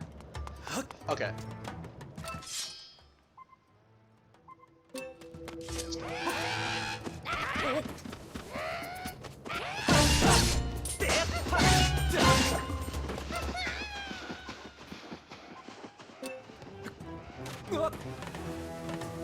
Honorable mention of my top 3 Zelda games is Okami. Honorable mention. That was a great Zelda game. Reason why, because again, like, a lot of people complain about Breath of the Wild, it tried to make something but I disagree. There are a lot of things that were broken about the Zelda series that Breath of the Wild addresses. In particular,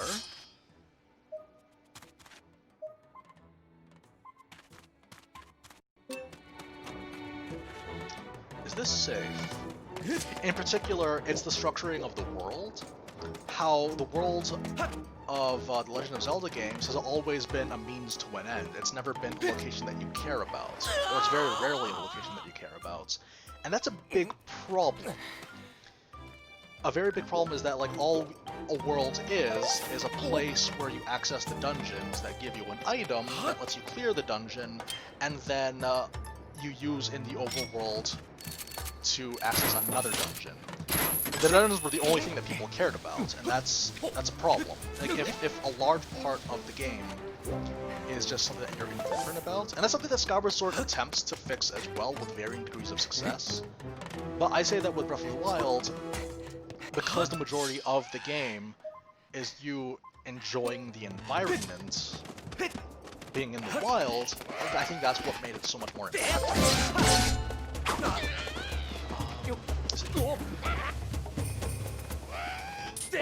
Oh, is it in the forbidden, like, burning area? I'm assuming it is. Why wouldn't it be? Oh, goody.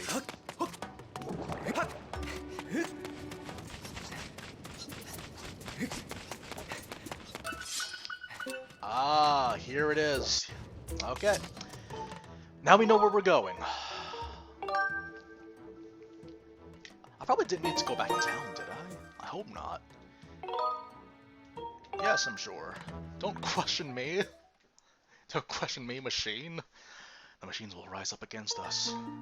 Anyways, guys, we have cleared. We're almost done the game, I think. I think after we beat the third one, then there's a dungeon after that, and I think the game's over. Wow. Colin, you're late, but that's okay. You missed me aimlessly running around and making a meme about the Bokoblin horn. It was funny, you should have been there. You would have been annoyed by it too. Okay guys, thank you very, very much. I'm looking at the calendar right now. Next week I want to continue, it's fun, but I think we should be able to beat this game before Halloween. I'm pretty sure. I hope so. I don't actually remember that much about this game, which is great. But at the same time, I'd like to get this done before. Because like I said, one of my goals is to get a game done on stream before Hyrule Warriors comes out. It'll be great. Okay, guys, thank you very, very much for joining. All of you guys in the archive, everyone that was here visiting. I appreciate the interactions that we have. I always enjoy them. Looking forward to some more. We will continue next week at the usual time. Until then, you know what? Maybe next week we'll talk about Hades, assuming I make much more progress. Or we'll talk about Paper Mario. We'll talk about something. It'll be great. Yes, guys, thank you very, very much again. Do your chores, get some exercise, get some rest. We have quite a bit of Skyward Sword left to go, I think. I'm pretty sure. I feel like we'll get it done within the month. I want to get it done within the month. I'm not going to look up any guides because that would kind of defeat the purpose of the experience for me. But I'm going to make the assumption that we can get it done within the next 3 weeks. Might even take longer than that. I don't know. This is so exciting. Honestly, if it ends up being that a lot of stuff has to happen between the next dungeon and between the next two dungeons, like after next week, I might just have to actually do some off-screen stuff. We might end up having to do it after November. If it starts until mid-November, it should be okay, but I don't think it'll go that far. Because in 3 weeks, that's going to be Halloween. But that's in the morning, so it doesn't really matter. And then we have the week after that, my birthday is coming up, so I'm going to be old. I should do a stream for my birthday, that would be fun. What should I do for a birthday stream? I'll figure it out. Like, play Atelier Isa or something. Okay, guys, thank you very much for joining me, as usual. See you guys next week, the usual time. I promise we won't take a break for next week. We didn't take a break today. That's impressive, and it's all concerning. Bye-bye!